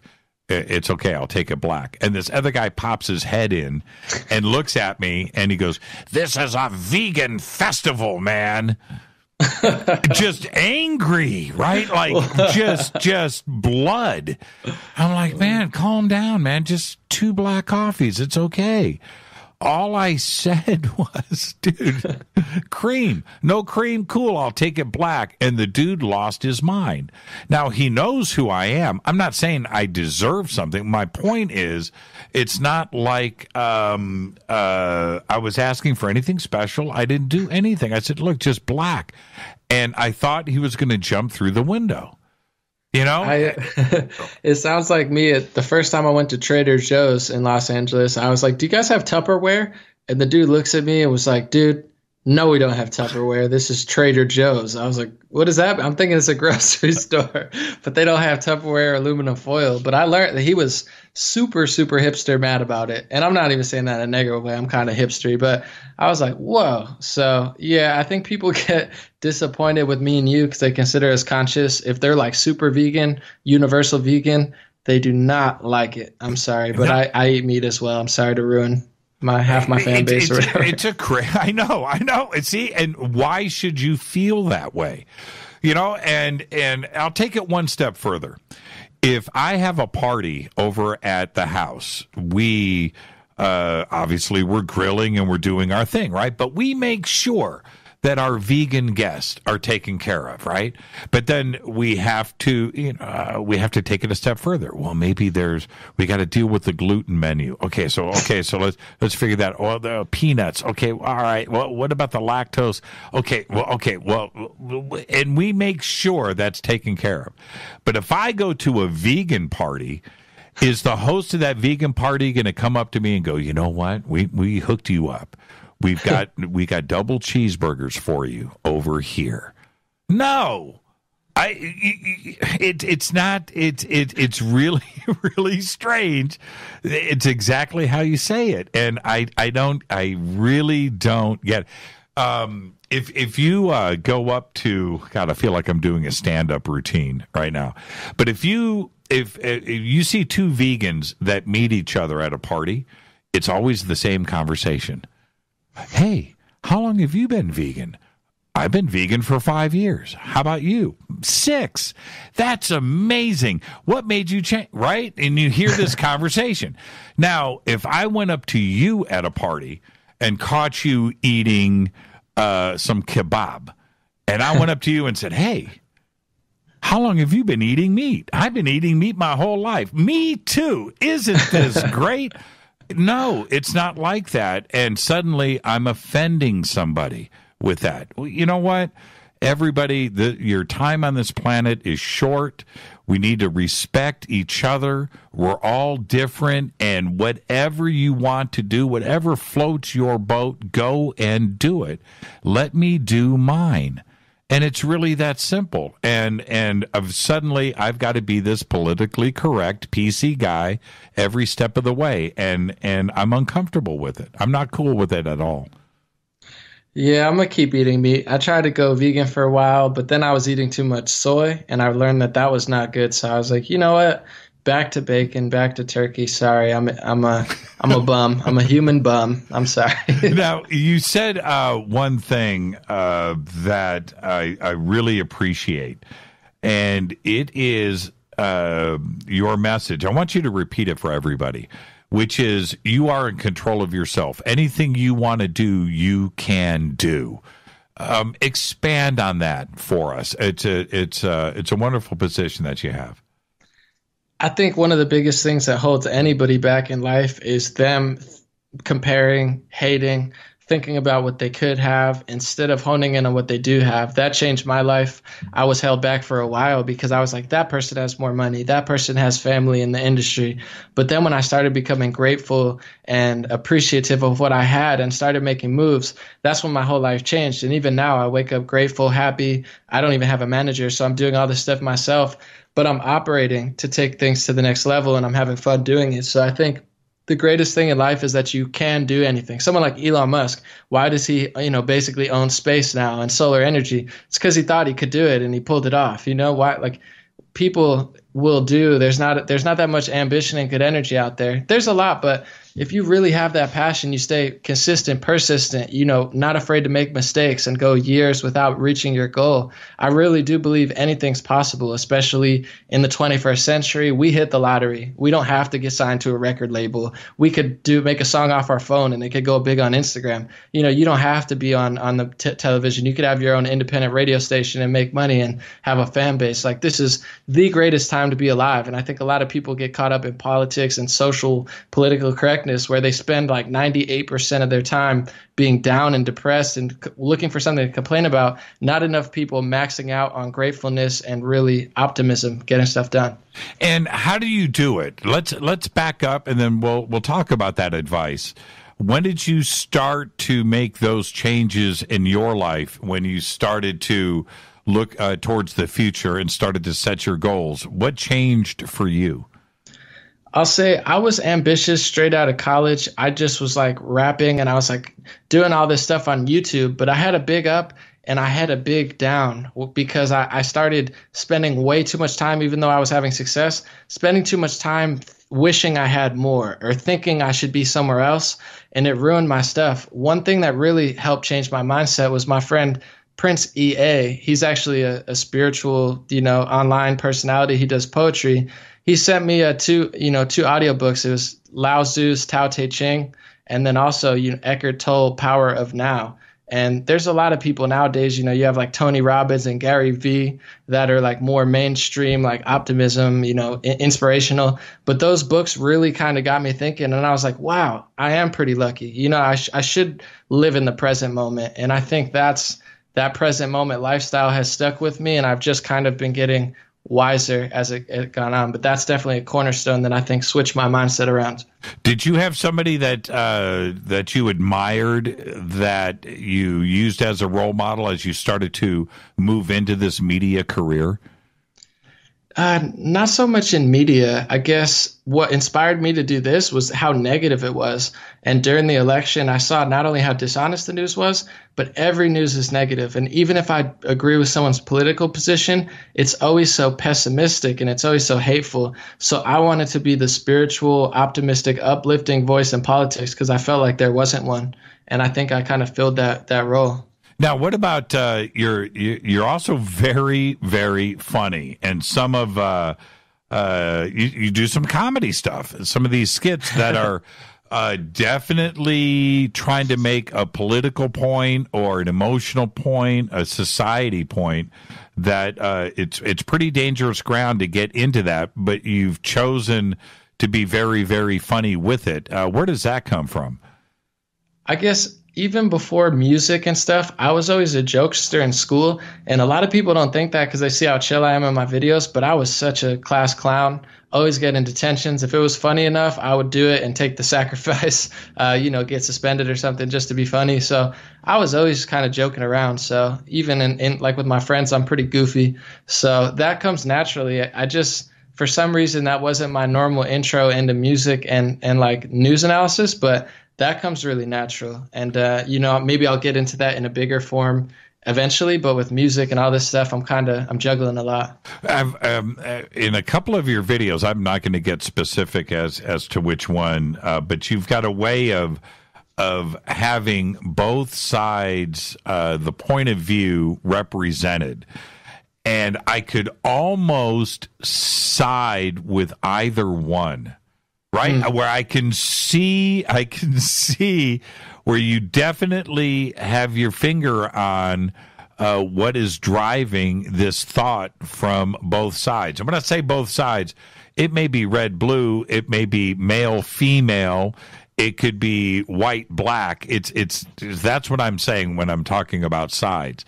But I am able to actually understand both sides here. And is that what you're trying to do? Are you trying to poke fun at both sides and let everybody know that, both are being a little bit ridiculous? Absolutely. Not just poke fun too, because people will accuse me of leaning one way, and it is definitely true because based on how I feel, I have my own thoughts. Sure. But my thought is like, I understand the far left. I get what they're talking about. I probably agree with 60-70% of it. I just don't like how they're doing it. The far right, I see where they're coming from. I don't agree with their strategy or their message, but I understand. I'm a very considerate and understanding person.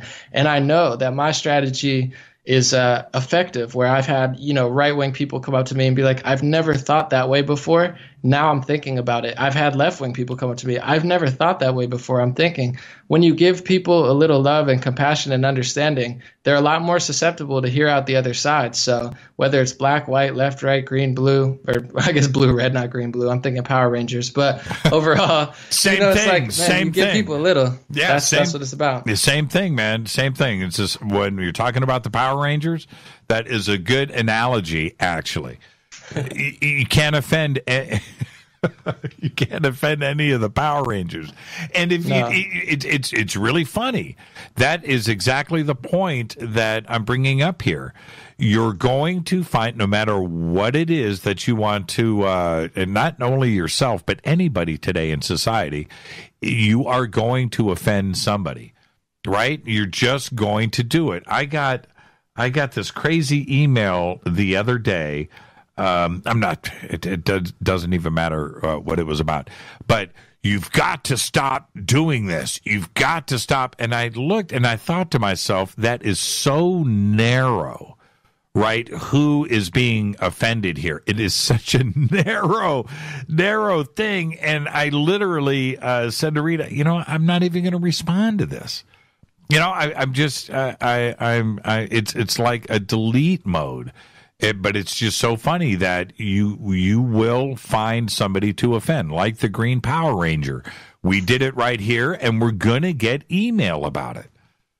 Yeah, I mean, that's where people are at. Even if you're chill, people want you to be mad. If you're mad, people want you to be chill. If you're not outraged, they want you to be outraged. So you can't really win on that scale.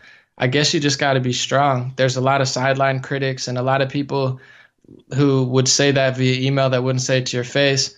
That's definitely the downside. Although I would say it's like 99.9% love that I get. Of course, it does bother me, like when you get some crazies and people being mean. It's not fun, but it's all good. Well, so now let's go back to creating your own reality. What's the advice? Let's start right there for somebody that wants to start making changes in their life, but they don't know what to do. What do you say to them? I would say, even if you have a full-time job, I think the misconception is, I got to quit this and start my new career. For years, maybe 6-7 years total, I was working a full-time job, maybe 2 or 3, and then I was doing it in my off hours. So I would say at lunch, in the 2-3 hours you have between when you come home and go to bed, work on your craft. If you really love whatever it is, work on that for years to the side and build. Don't just quit or throw it away or think it's too far. But I would say that. And with the create your own reality, I think people put mental constructs on themselves with fear, what they're taught to believe, what they think's available. But, this is a beautiful time to be alive, especially with the cell phone. So if you could think it, if you could stay persistent, and if you can, I think a lot of people have ideas. I always say ideas are overrated. It's the execution of the idea that is very, very rare. Everyone's got the app, but, nobody knows how to launch it. So it's like execution of the ideas and making mistakes and just pushing forward. That's the step everyone forgets. But don't get overwhelmed. Things don't happen overnight. But if you really love something, just do it, like Nike. Ideas are overrated. Everyone's got them. But nobody does anything about it. Why? That is, I think today, again, going back to what's going on with the kids today, that it's all about instant satisfaction. Everybody wants 1 million, Twitter followers and 1 million followers on Instagram. And I think everybody has forgotten the sweat equity. That you've got to work no matter what. You've got to put in the time. You're absolutely right. The idea is overrated in that you have to act on it, and you can't be afraid of putting your foot on the gas and not stopping. And it may take years. When I tell people, they look at this program or they look at what you're doing and they just think, oh, okay, a couple of weeks and I'll be just like you. It's not about that. When I tell everybody about me working 20 hours a day, 7 days a week for 10 years to get to where we are today, it freaks them out. But that's how it happened. Nothing is free, is it? No.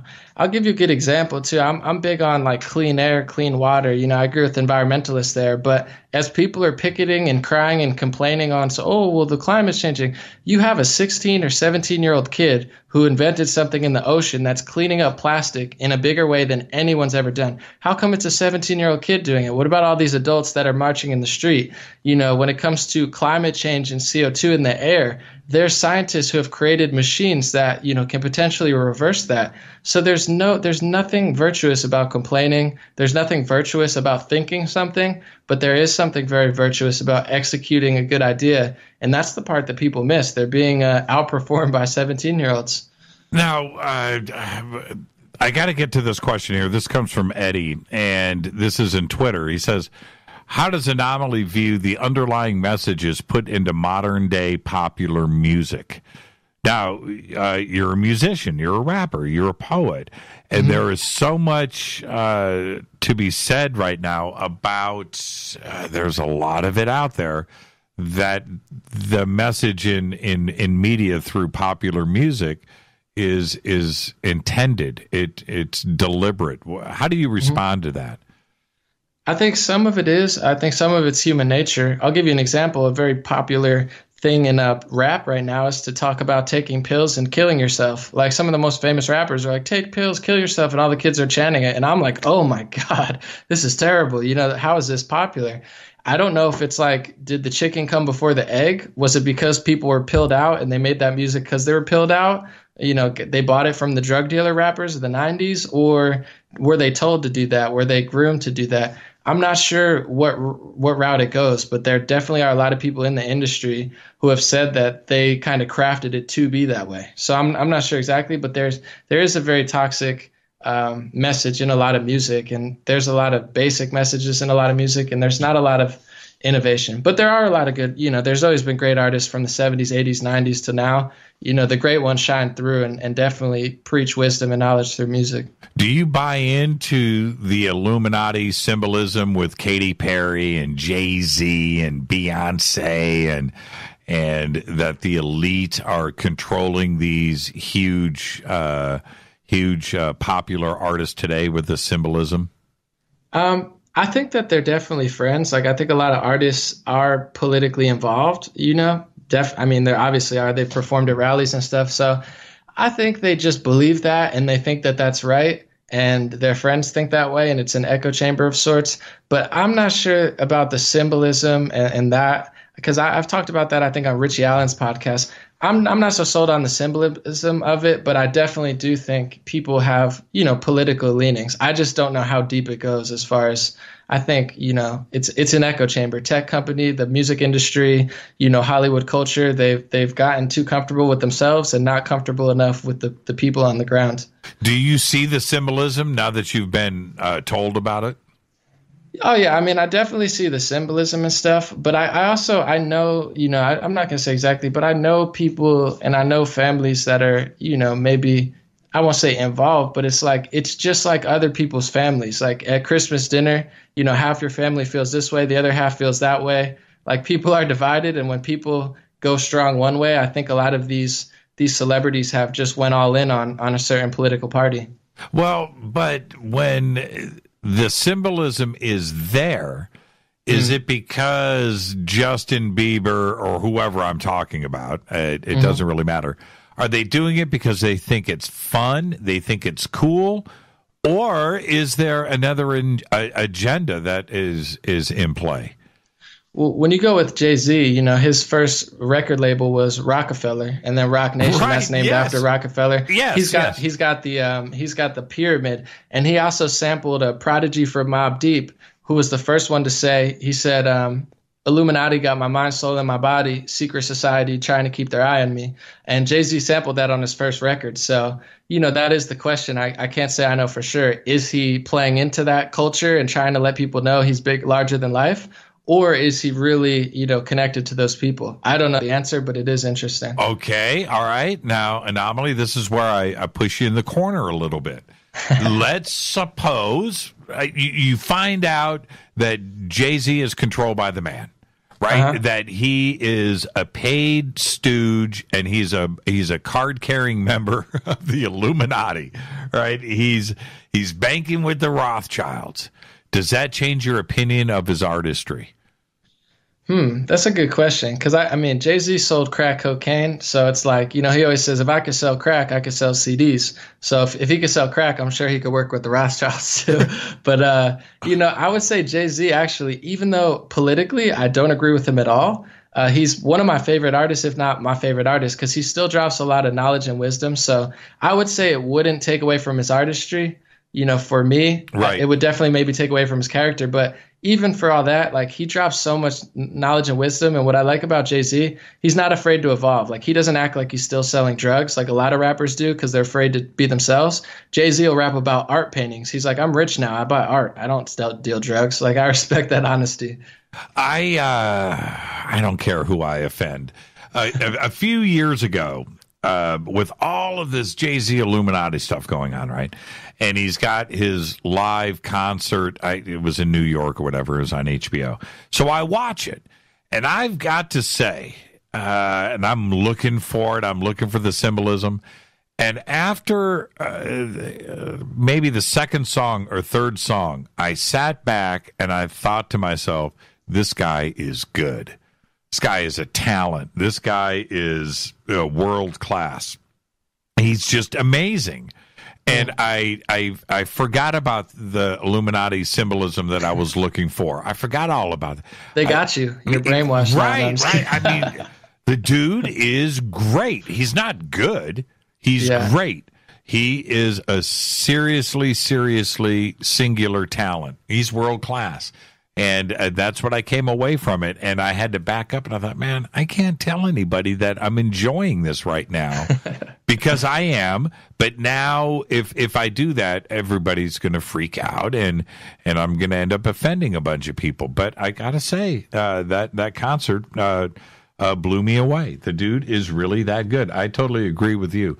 Let's take a break right here. I've got to do it. We'll be right back. This is Fade to Black. Our guest tonight is An0maly. We're doing it all. Pop culture, A to Z, and the conspiracy of this world. Stay with us. We'll be right back.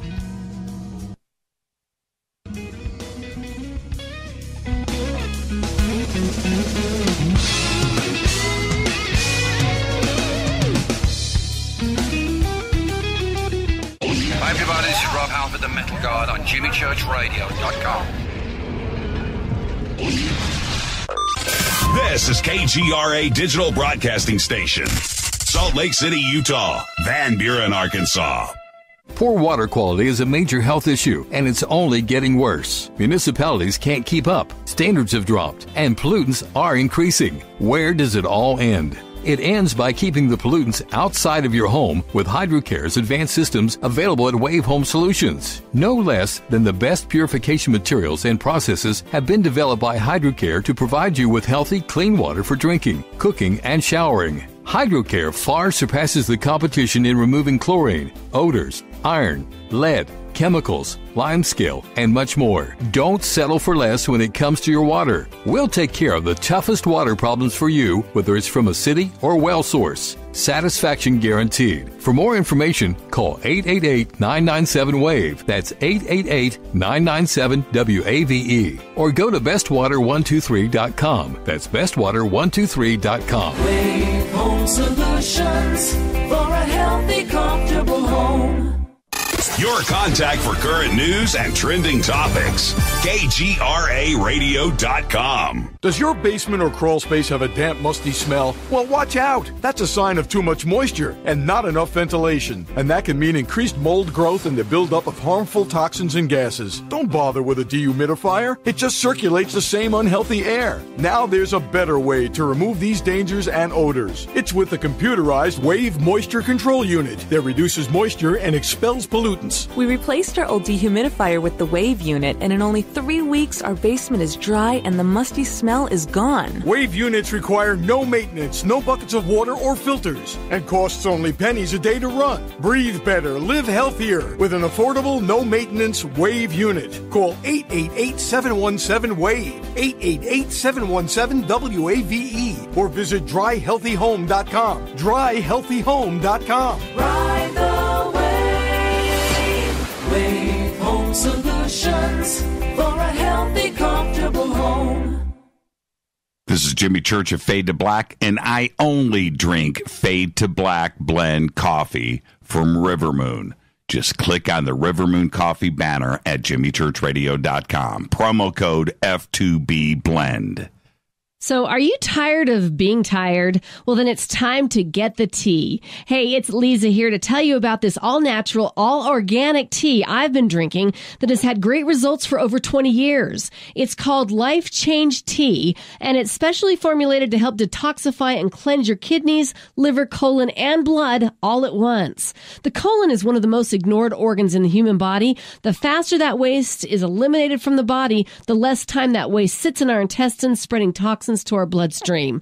This tea helps cleanse chemicals caused by outside intruders from our entire digestive system. And get this, weight loss can be a side effect. And with continued use of the tea, you can experience clearer, healthier, younger looking skin, increased energy, and a happier outlook on life. So if you're tired of being tired, get the Life Change Tea at getthetea.com.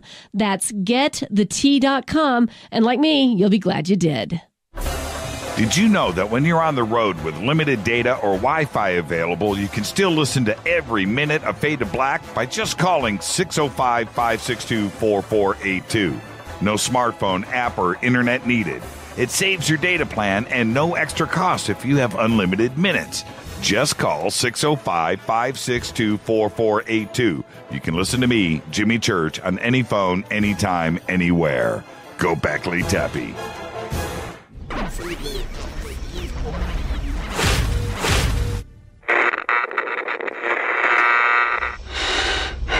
You want to know a secret? I love ponies. I really love ponies. I'm serious. I couldn't stay sane without ponies to brush. Why Fade to Black? Because you never got that pony, damn it. This is Fade to Black with Jimmy Church on the Game Changer Radio Network and KGRA, the Global Radio Alliance.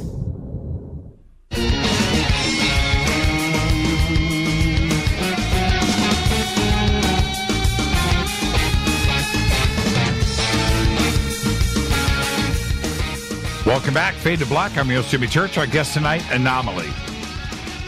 That's right. Tomorrow night, right here, Leo Zagami live from Rome, Italy. And then Wednesday night, Michael Lee Hill. We're going to be breaking down that secret NSA group that was formed by A.R. Borden. We're going to disclose those members and actually have them on the show. And I'm going to be able to speak to them.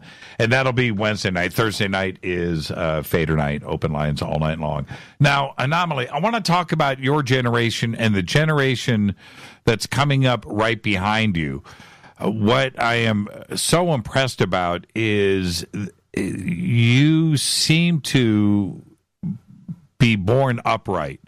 Knowledge.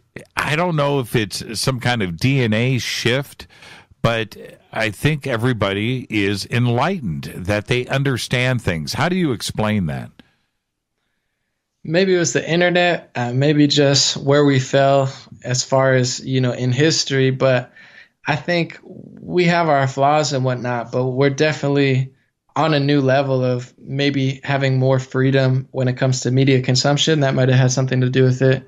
Maybe some good music artists that planted some seeds, but I like to think of it as, good people have always planted seeds, and I think a lot of them are coming to harvest, and hopefully we see that reflect in the world. Well, we have these amazing things that are happening right now, and I'm talking about E.T., Contact, Parallel Worlds, the possibility of other things going on out there that are not part of what is indoctrinated into us, that there's nothing else out there.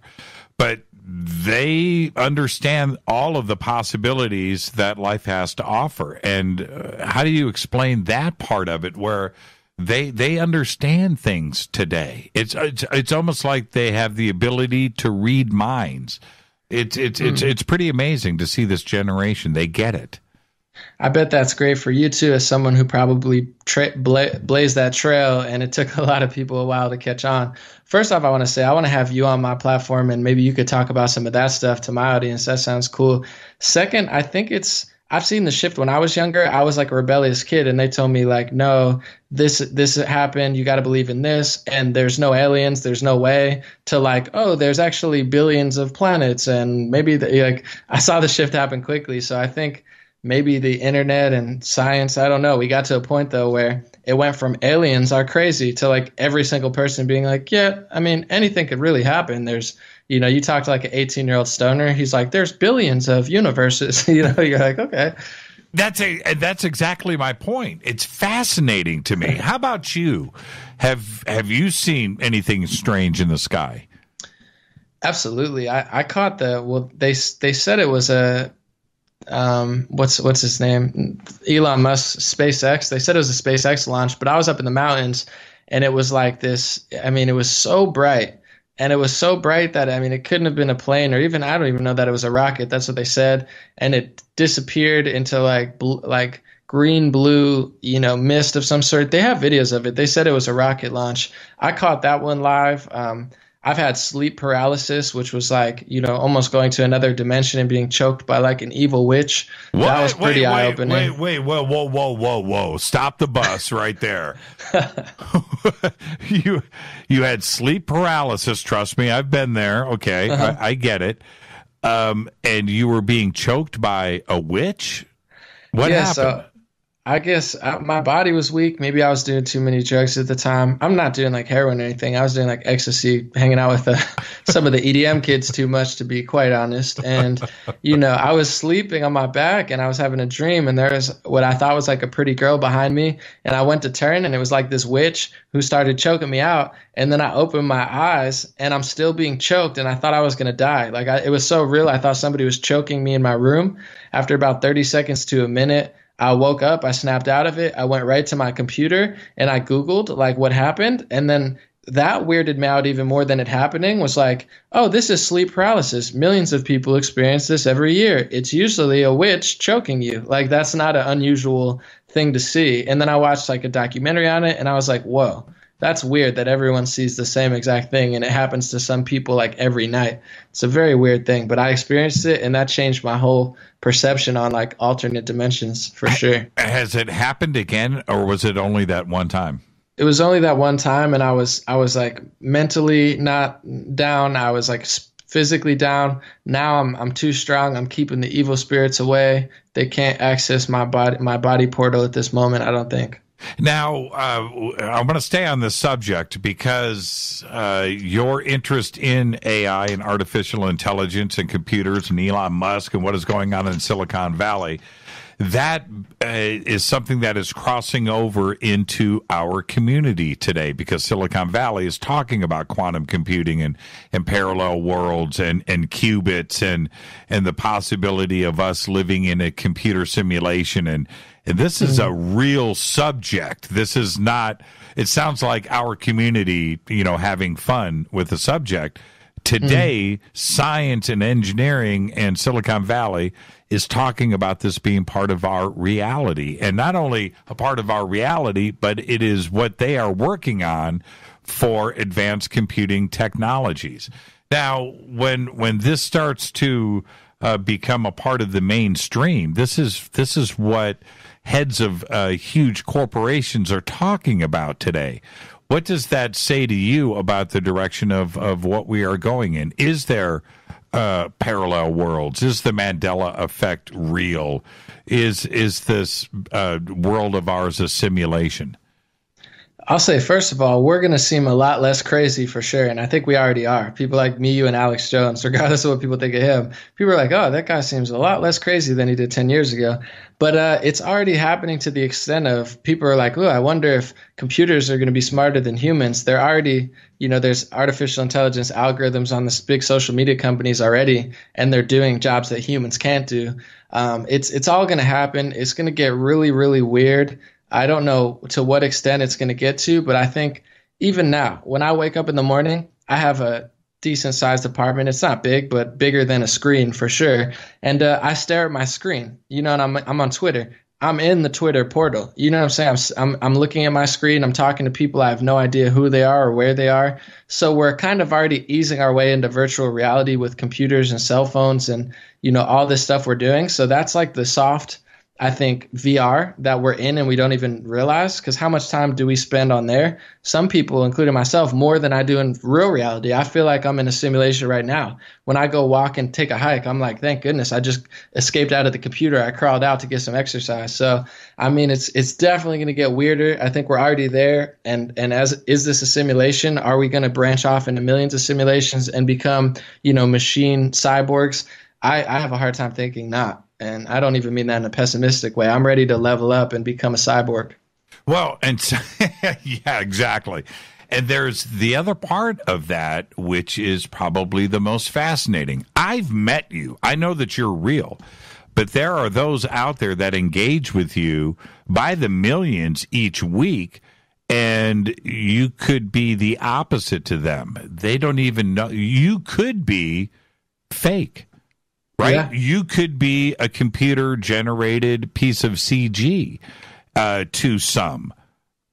No, absolutely. That's all I am to some. And even I don't want to get into this because I know it's a very controversial topic, but there's a big QAnon conspiracy that's a message board post. And, that's an easy way for, I'm not saying it is a computer, but I'm just saying for the future, that is an easy way for a computer to gain access of millions of people. They're all following this person, like their deity. And it could be an AI algorithm, or artificial intelligent, because it never shows its face. It doesn't have a name, and people are okay with that. So it's like, they have video technology now where they can almost emulate your face and your voice.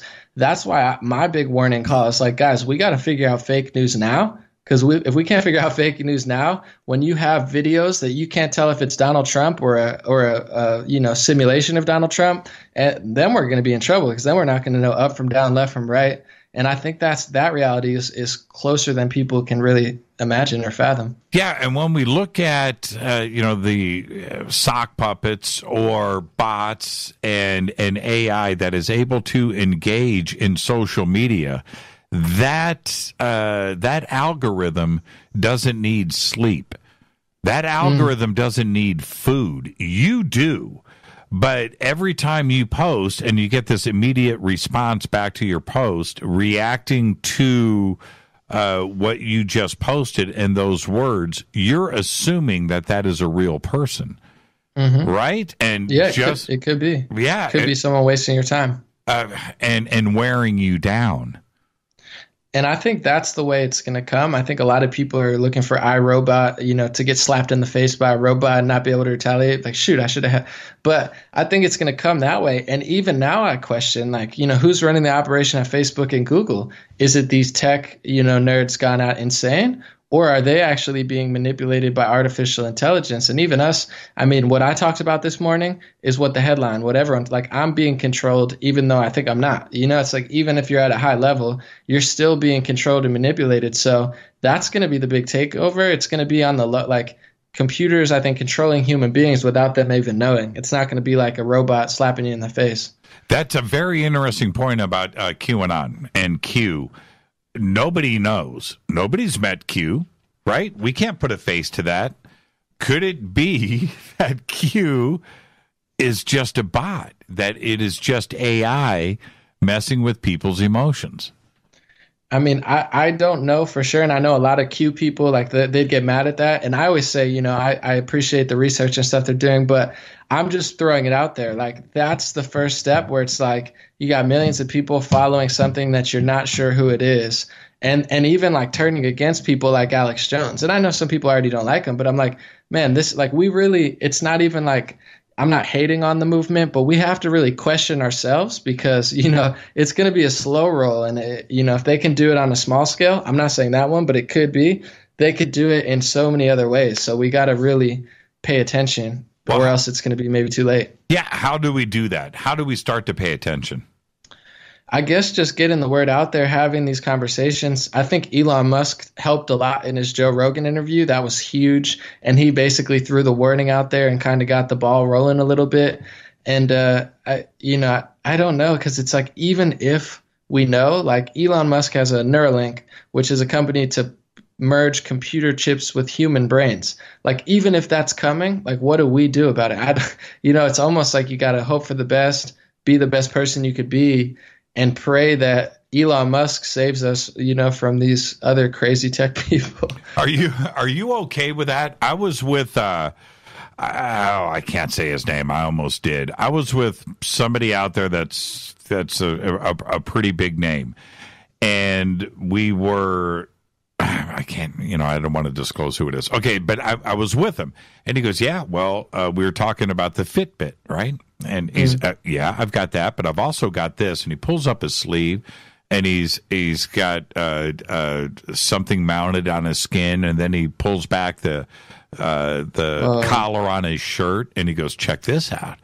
And I'm like, dude, you've got to be kidding me.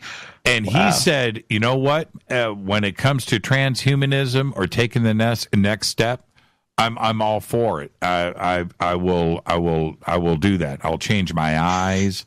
I was like, whoa. Are you there? You just said sign me up, right? Would you take that next step?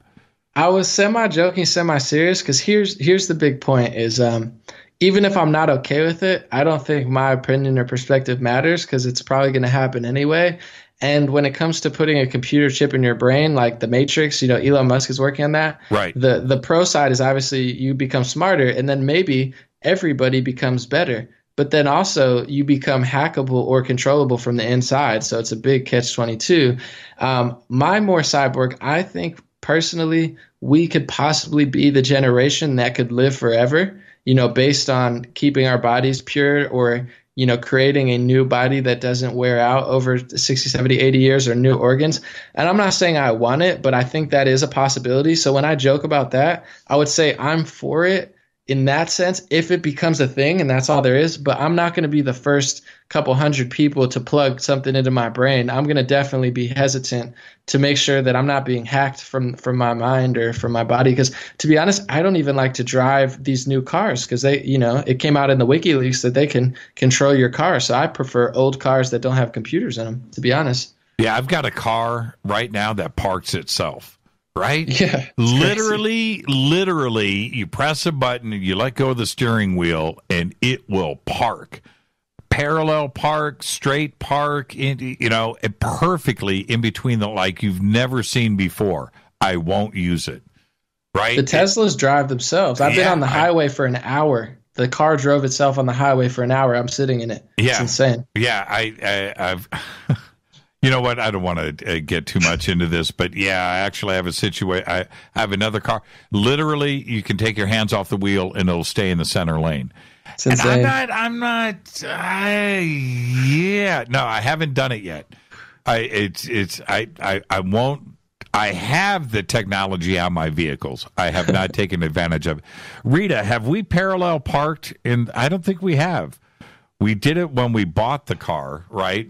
Right, when they were demoing it. But now, let's.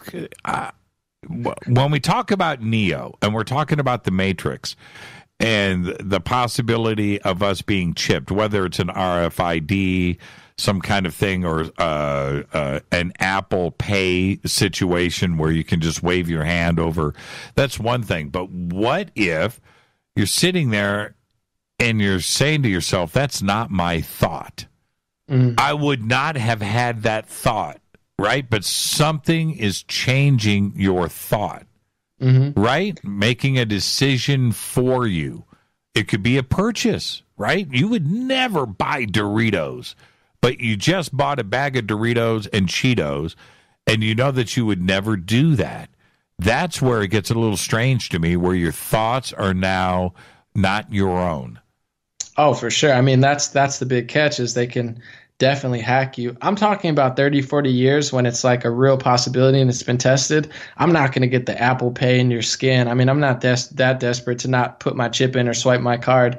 And, it's definitely a thing. And to see how these tech companies act now, when you don't think the way they want you to think, they get super mad. They try to censor you, silence you, shadow ban you. I see how their mindset is, and it's a very scary totalitarian mindset. So there's no way Google, Apple, Twitter, Facebook, I'm not taking any of their chips.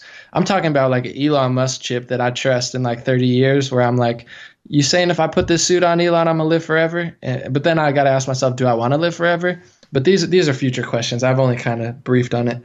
Have you had the sensation of you talking to a friend about something that you've never talked about before? I'll just pick something strange, a new tennis racket, right? But you've never Googled it, you've never done anything, but for some reason you and your friend are talking tennis. And then you go and jump on the net and you have an ad for tennis rackets. Absolutely. I think it's safe to say that they're recording on everything, and, maybe video, tapping into your credit card.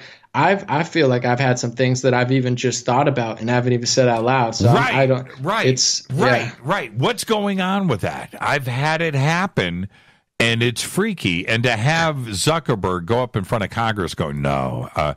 One congressman literally said, that they've had staffers that have had conversations and the ads suddenly pop up on their phone, and they know that they've never searched for it.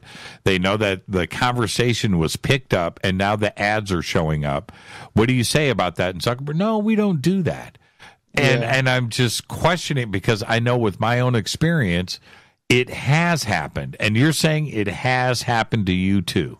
Yes, and everybody that I've talked to that's not even that technologically savvy. So I think that's definitely happening. I know they're not going to admit to it, but I've seen it like you too many times.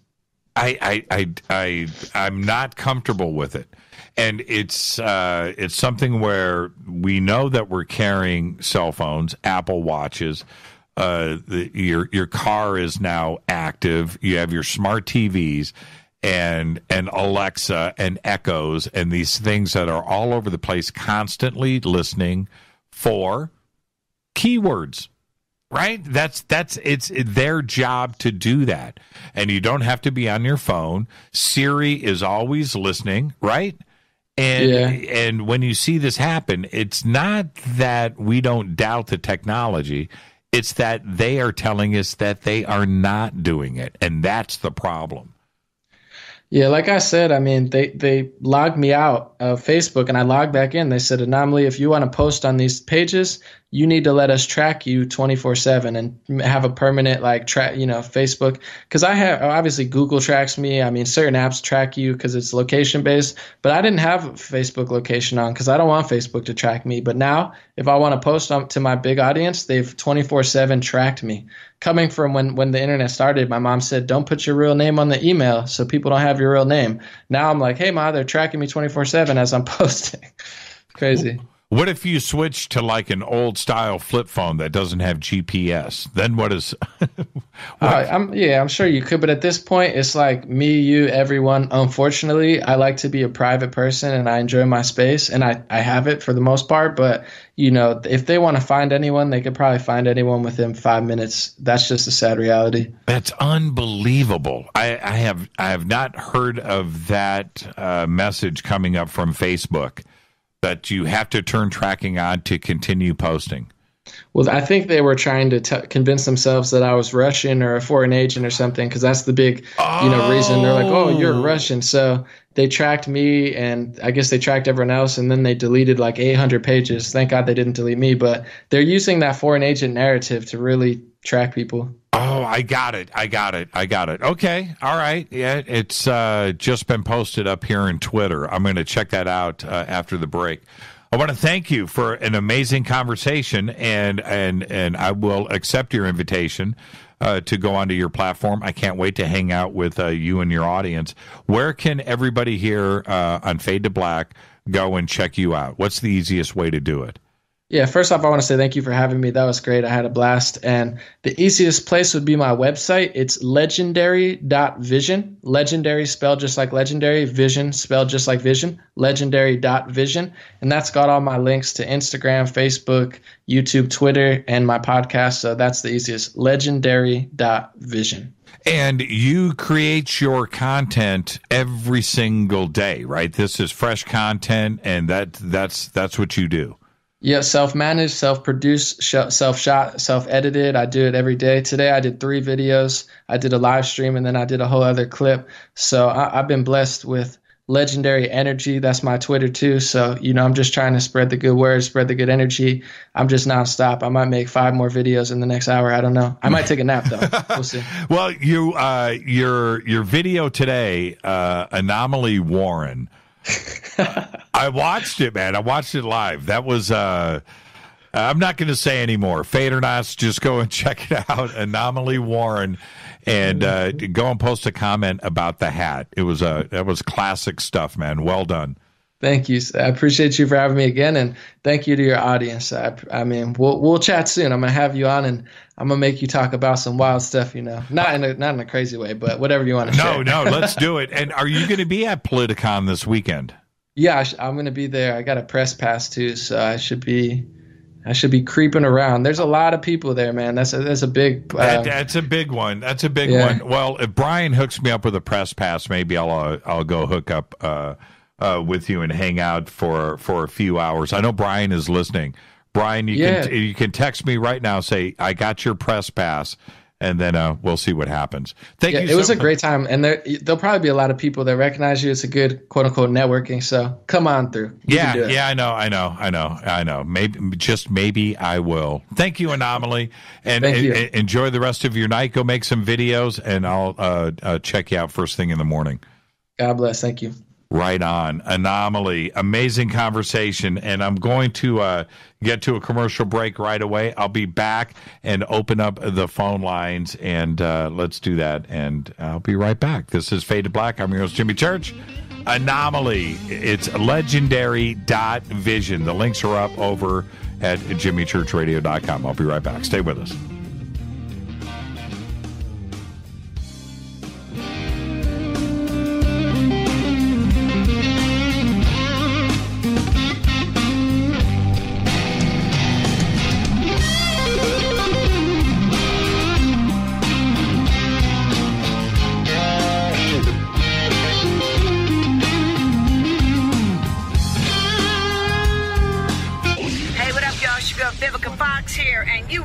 To my boy, Jimmy Church, on jimmychurchradio.com.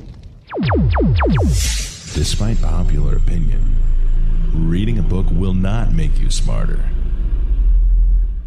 But listening to Jimmy Church will. Hurricanes, earthquakes, wildfires. This year we've experienced more than our fair share. This is Jimmy Church of Fade to Black, and last month I decided to make sure my family does not have to worry about food should we get caught in a real emergency situation. Introducing An0maly, a healthy, storable product that tastes so good that you'll want to eat it every day instead of just during those times of duress.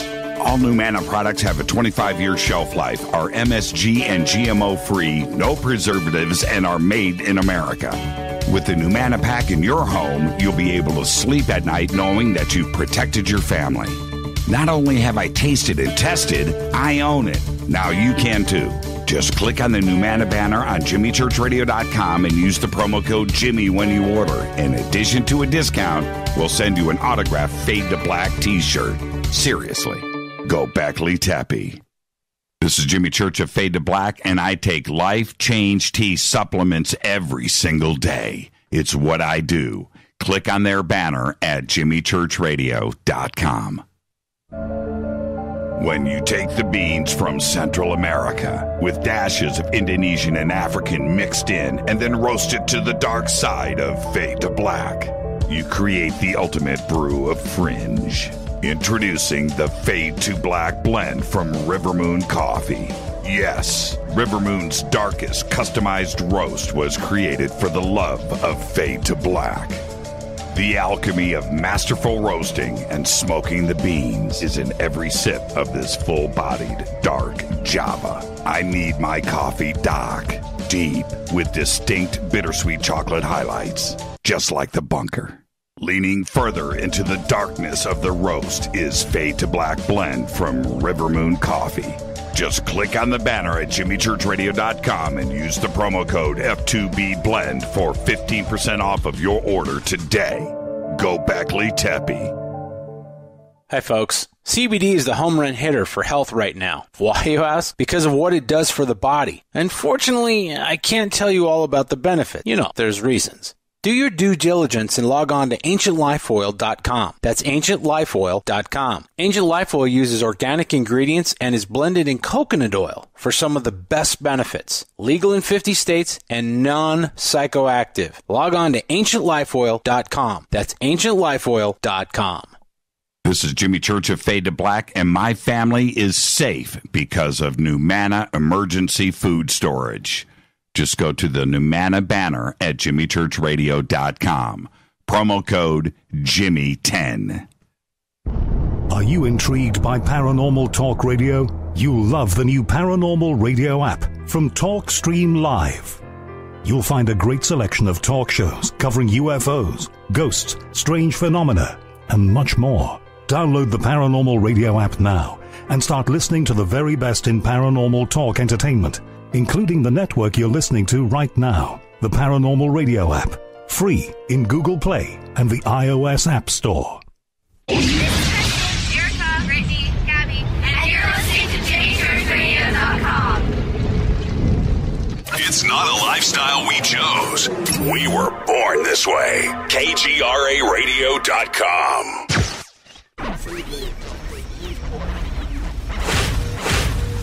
This is KJCR at JimmyChurchRadio.com.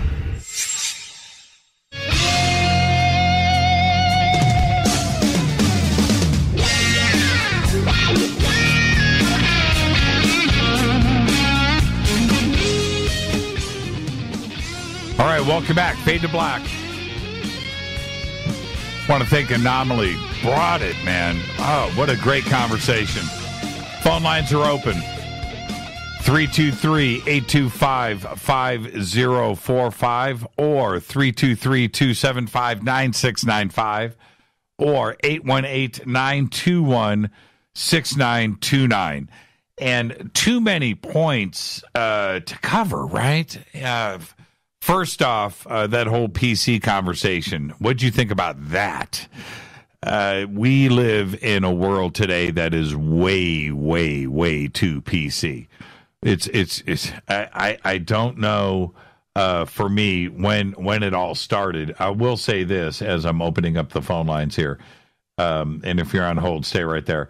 I don't know when it all started, but I remember about 20, our daughters are 23. So I'm going to say it was about 20 years ago. And I was at some kids gymboree kind of establishment, and I'm there with my daughter.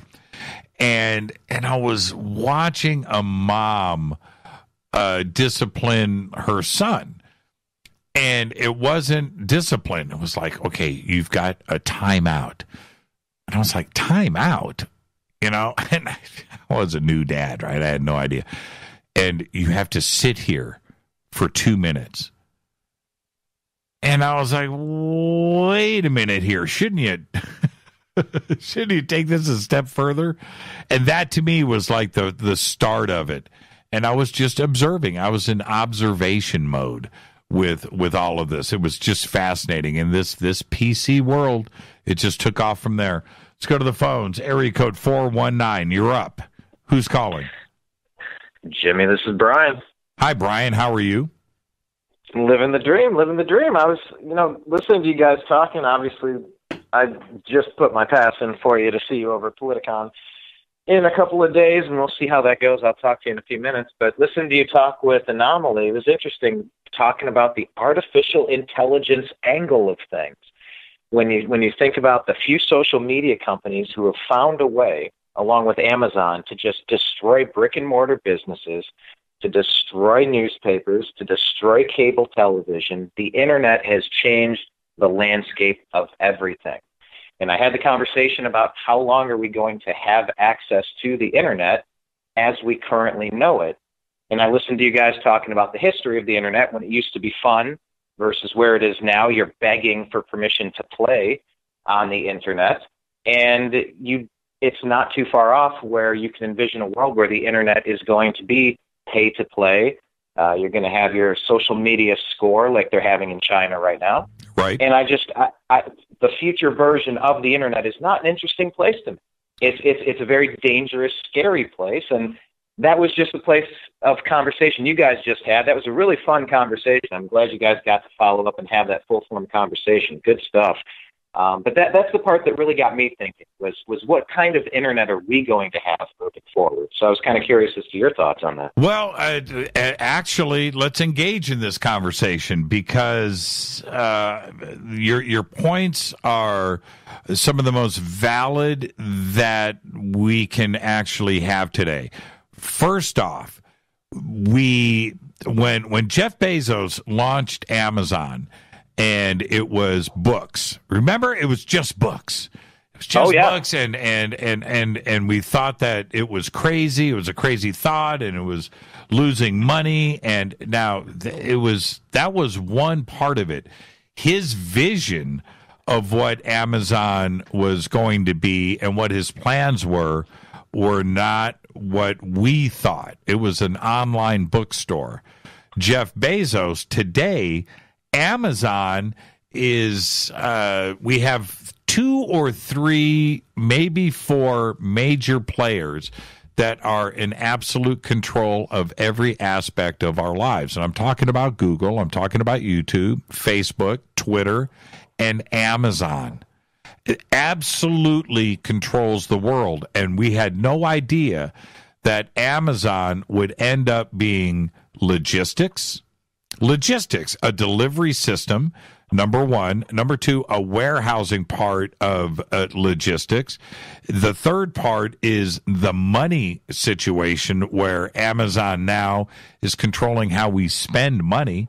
And the fourth wing of Amazon, which we didn't anticipate, is their control of servers and internet traffic and data storage. It is an absolute world-dominating platform.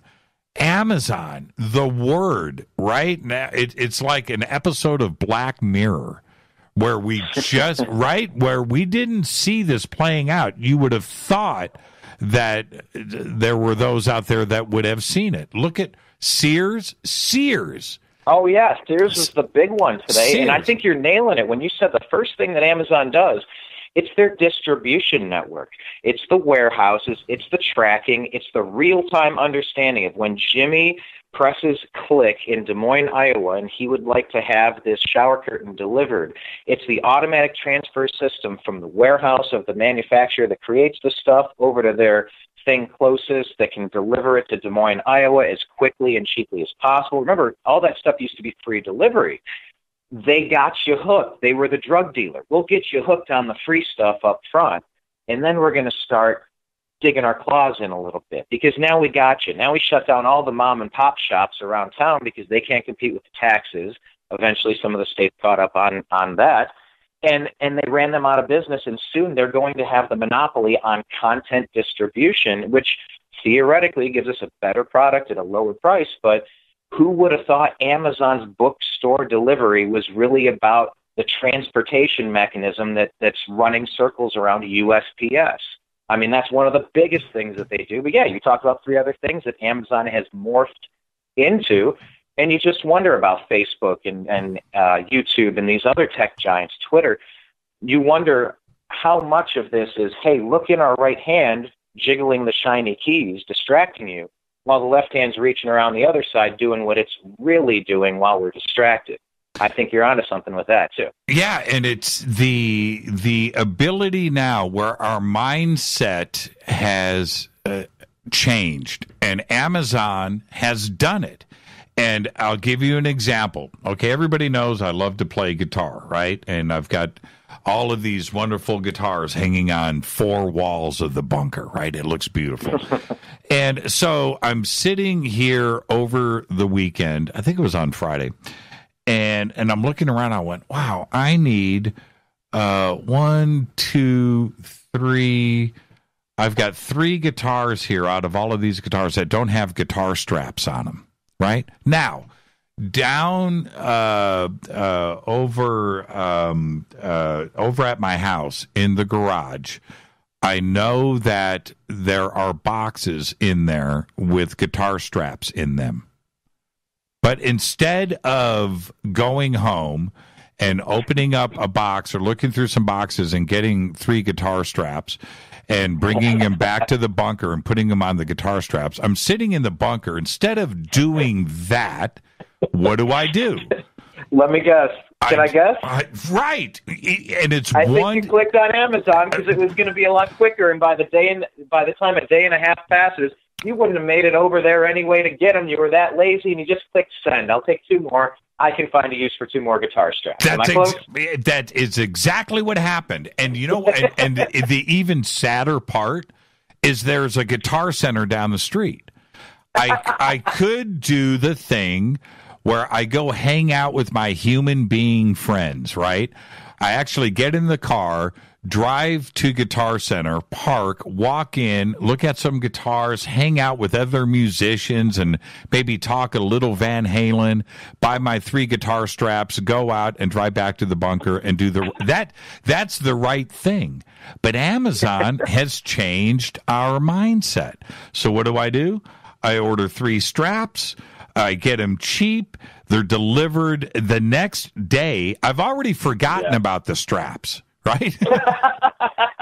That's how it works, though. Yes, I've already. As long as you can convince yourself that I just need to go find it and click order, I'm going to appreciate my future self a day and a half from now, 12 hours from now. I will appreciate this moment if I just do it. I want the impulsive purchase. I can do this. That's never been available before this way. You're so right. 1 click. And they've got that whole, that's the other beautiful thing that Amazon's got now. It's not even 2 clicks. They got it down to 1 click. You can't even back out of it, right? It's just like 1 click. No, you're not digging a credit card out of your pocket. You're not looking at numbers. Right. You're not doing any of that. Nothing to disturb the purchase. They don't want you to do it, right? They don't want to interrupt the flow. So you go, you click, you find, boom, done, 3 click, 1 click, and then you're done. You've moved on. The next day, the doorbell rings. It's like, oh, wow. Oh, that's right. Oh, I ordered those guitar straps yesterday. I forgot about that. As a matter of fact, yeah, it's amazing. They can almost predict what you're doing now with your purchase histories, and that's another aspect of what you and An0maly were getting into, was about when you have the conversation about, what'd you say, a tennis racket, some sort of tennis racket or something. You know what? And then you pull out Facebook, you're scrolling through, and you're like, son of a bitch, I got a tennis racket here now. Like seriously, guys, stop snooping on everything I'm thinking and typing and talking about. This is beyond creepy. I get that you want to advertise to your target demographic. I understand that you want to find out if somebody's a Cleveland Indians, Cleveland Browns, Cleveland Cavaliers, and Ohio State Buckeye fan. Yes, that's me. I always have been. I understand you want to advertise to your target demographic, but creeping in on people's conversations, Jimmy, I'm so glad you guys talked about that, because that is exactly what they're doing. And Facebook famously said that the users of Facebook are the product. And we have to keep that in mind. And I don't know when the next version of this social media thing is going to happen, but there's predictive programming, there's anticipatory ordering and suggestive selling techniques. But I really feel like we've jumped the shark on what technology can be doing versus the reality of what Zuckerberg and Google, YouTube, all these people are actually telling us what they're really doing behind the scenes and working with the governments. And, we just saw in Saudi Arabia, one of the diplomats just disappeared. We heard about Michael Hastings and the questions if anything had happened with his vehicle. He had been really paranoid about his vehicle being tampered with and being remote controlled right before we found out about that. That's another conversation topic that you and An0maly touched upon tonight. Right. So, look, I mean, we could take this any number of angles, obviously, but, it was a really good talk you guys had, because this really impacts every single aspect of our lives, and we could talk about this for 24 hours straight without even scratching the surface of it. No, it's really true. And when I'm glad that An0maly, and you really paid attention to the conversation tonight, I'm really glad he brought up AI so many times. Most people, because AI is so effective today, that they don't notice the intrusion into their lives. And when somebody says to me, well, they're not doing it. Dude, Netflix, right? Netflix is one of the most amazing AI algorithms out there on this planet. So much so that I don't even have to think about what I want to see. It already knows. Yeah, you pop on Netflix and it goes, it's hey, right there. Do you want to see the new Joe Rogan comedy special with Vegan Cat? Why, yes, I would. #VeganCat. How did you know me so well, Netflix? Thank you so much. It's amazing. It is creepy how predictable we are, though. It's a little weird. It's amazing, that algorithm. And just today, okay, so last year, this is something else that really freaked me out. Last year, I bought on Amazon Prime, I got a really fancy espresso machine, right? And I've that purchase is done and over with. And so I'm on Amazon Prime, checking the status of some deliveries, right? And popping up in suggestions for you is a really nice stainless steel machined espresso tamper. Now, do you know what an espresso tamper is, Brian? I think it's that thing that takes the coffee grounds and compacts them a little more tightly prior to brewing. Yes. Now, to a coffee aficionado, a good tamper is a necessity, right? Okay. They know that I've never bought one, right? I've never ordered one. But I certainly ordered the espresso. So now the tamper popped up in my suggestions. I would have never thought, but I've always, right? And I'm just looking at, and I'm thinking about this AI algorithm. You would have thought that espresso machine was long and forgotten. Not with Amazon, right? Well, hey, let me ask you this, Jimmy. Did they forget 35 years ago with Brett Kavanaugh, something that was never A crime was never charged. There was no prosecution. There was never a jury trial with 12 of his peers. Evidence was never presented. He never had the opportunity to defend himself. But 35 years later, this guy is going to have his life ruined by something that was on somebody's record, made in some sort of casual, accusatory way. We're talking 3.5 years later, Jimmy. Yes, there's a Simpsons joke about Homer Simpson where when he was a kid, he picked up his dog by the hind legs and moved him around the living room like a vacuum cleaner. And the joke was that we have everything on your permanent record, Mr. Simpson. Everything is on your permanent record forever. So, yeah, whether it's a tamper for a Nescafe or whether it's a 35-year-old frat party that you went to, there has become a culture in America and in the world where mere accusations have become weaponized. So everything you've typed, when I read that story that they're saving what you type and then delete before you hit send, that all of those are being cataloged in a special category to try to really get into your thoughts of what you almost said. This is stuff you thought, not stuff you actually typed and hit send on. There really is an intense effort at play with all of these social media companies to get into your thought process, to get into the synapses of your brain that are causing you to come up with certain ideas and responses to what we find. And I don't blame them. If I were running these companies, I'd be curious of this stuff too. But at what point do you cross the line in between creepy and predictive? I don't know that they understood. They crossed it a long, long time ago. And as cool as Facebook is now and as much market share as they have now, remember, MySpace used to be pretty big too. Napster used to be pretty big too. So did AOL. Of course. And I don't know if these current media giants understand that or if they're trying to plow through it like they don't care or that they're going to be stronger than it. Because at the end of the day, Jimmy, this comes down to what we, the consumer, we, the people, what do we want to participate in?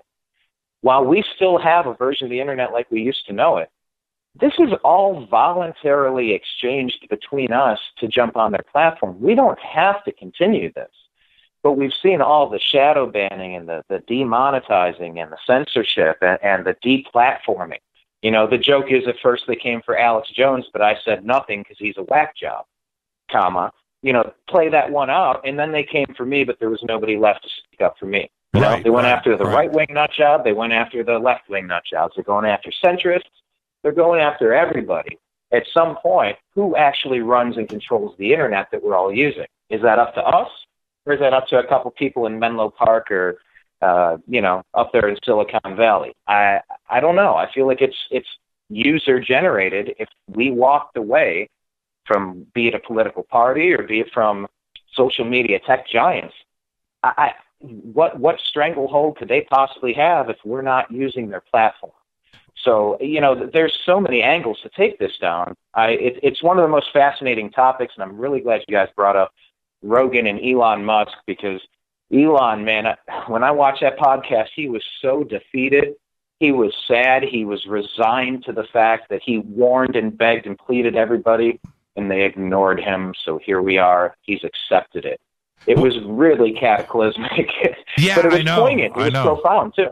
Well, and there's another twisted aspect to this. We are picturing, as a society, when we picture Facebook or YouTube, the campuses are big and they're large and there's lots of employees, and Amazon, and certainly there is that part of it. But the other aspect, who is running Facebook, it's not people anymore. It's computers and algorithms that are making these decisions. People can't look at every word of every post, of everything, of every search. No. What looks at that are computers, and they're making the decisions now. They're the only things that can look at. Can you imagine in the next 30 seconds how many clicks and posts have gone down on the internet? Right? It's a crazy, ginormous number. People are not in control of that. Computers are, and computers are making those decisions now. And that machine learning and that AI is getting smarter with every click. You are teaching it something every time you type something, every time you make a decision, and it's compiling that database on you. A human cannot make those decisions, and not make those decisions by hundreds of millions in a few minutes. It's computers that are doing that. And that is, people need to step back and understand what is really going on. It's not people, they picture some crazy room full of 20,000 people in it staring at computers, looking at your post. That's not what's going on. It's going on at the NSA facility in Utah. It's going on in Menlo Park at the Google AI farm. And that's what's really going on. And that is what is frightening. It's not people making the decisions anymore. It is computers. And that is a fact. This is not science fiction, Brian. That is a fact. And that is the reality we are in. So how do we back off? You're absolutely right. You made a really good point. MySpace existed once. And maybe someday we will say, do you guys remember Facebook? Oh, I still have an account. Oh, really? You have a Facebook account where we can make fun, right? You have an AOL account? Dude, you're on Yahoo? Well, maybe it's a crazy thought, but maybe we will look at Facebook the same way. If they don't change their ways, people will make their own decisions. They don't have to be on Facebook. Yeah, it's a fascinating topic because we're jumping headfirst into this swimming pool, and then some people want to complain that they're wet. It's like, look, we're all participating in this. We all want the latest and greatest. We all want instant access to all of the things.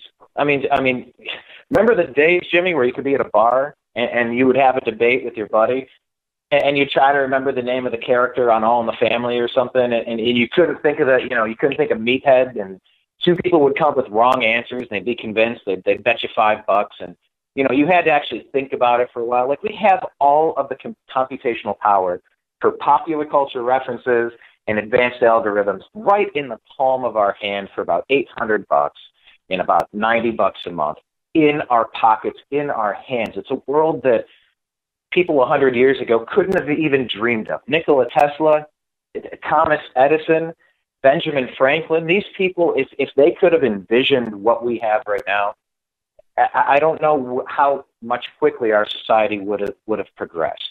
And so we have all of the capabilities in the world, but we're choosing to participate in things that maybe don't serve humanity. They don't serve us personally. It's creepy. It's like the person outside the window looking through the bushes. It's something we're participating in, though. So I think either we're going to jump into the synchronicity, we're going to have the Ray Kurzweil moment where man and machine merges, or we're going to find a little bit of room for some sort of common sense and decency and respect and privacy. I don't know that we're going to have that at a percentage where I'm going to put money on it. I'm not. If I were a gambling man, I'm not going to say that that's how this is going to play out. But what's the other option, Jimmy? Terminator 2? Yeah, I know. I don't want that either. I'm watching Boston Dynamics every week, and it's freaking me the hell out, as it should. This is going to go a really dark place for political dissent and journalists disappearing, and it's a dangerous time, or it's an amazing time. So it's kind of up to us as the consumer what we want to feed with our money versus what we want to starve from our resources and our money. I think it comes down to the consumer. Yeah, Brian, fascinating conversation and call. It's great to hear your voice again. I've got to run credits in 30 seconds. So for our audience, tell them where they can go and check you out right now. The New American Media. Go to our Facebook page. We're doing a bunch of interesting stuff on all the platforms, but it's The New American Media because the old American media has failed us. Go to the Facebook page. Let's start there. Then I'll bring you in. It's youtube.com/The New American Media. That's the place you can subscribe on the YouTube channel. Those two places, YouTube, Facebook. There you go, Brian. And maybe I'll see you this weekend. See what you can do.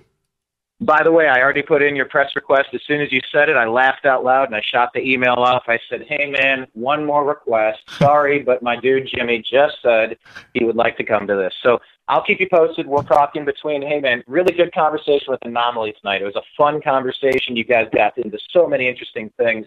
Really good stuff. And, yeah, if all goes well, I'll see you in a couple of days at Politicon. Yeah, thank you so much, Brian, and I really appreciate the phone call. All right, take care, buddy. Thank you. I'll talk to you soon. That's Brian Engelman, the new American Media. And with that, that wraps another Monday right here on Fade to Black. I do want to thank An0maly. What a great conversation. And all of An0maly's links and how to chase that down are over at jimmychurchradio.com. With that, Fade to Black's executive producer is Rita Camurian. Show is produced by Hilton J. Palm, Renee, Dennis, and Bob. Announcers are Steve Harder, Gene Vito, and Mark D. Kovar. Webmaster is Drew the Geek. Music, Doug Aldrich. Intro, Spaceboy, spaceboymusic.com. Fade to Black is produced by KJCR for the Game Changer Network, and syndication is KGRA, The Planet. It's broadcast owned and copyrighted 2018 by Fade to Black and the Game Changer Network. It cannot be rebroadcast, downloaded, copied, or used anywhere in the known universe without written permission from Fade to Black or the Game Changer Network. I'm your host, Jimmy Church. Tomorrow night, right here, Leo Zagami, live from Rome, Italy. Until then, everybody be safe. Go Beckley Tepe.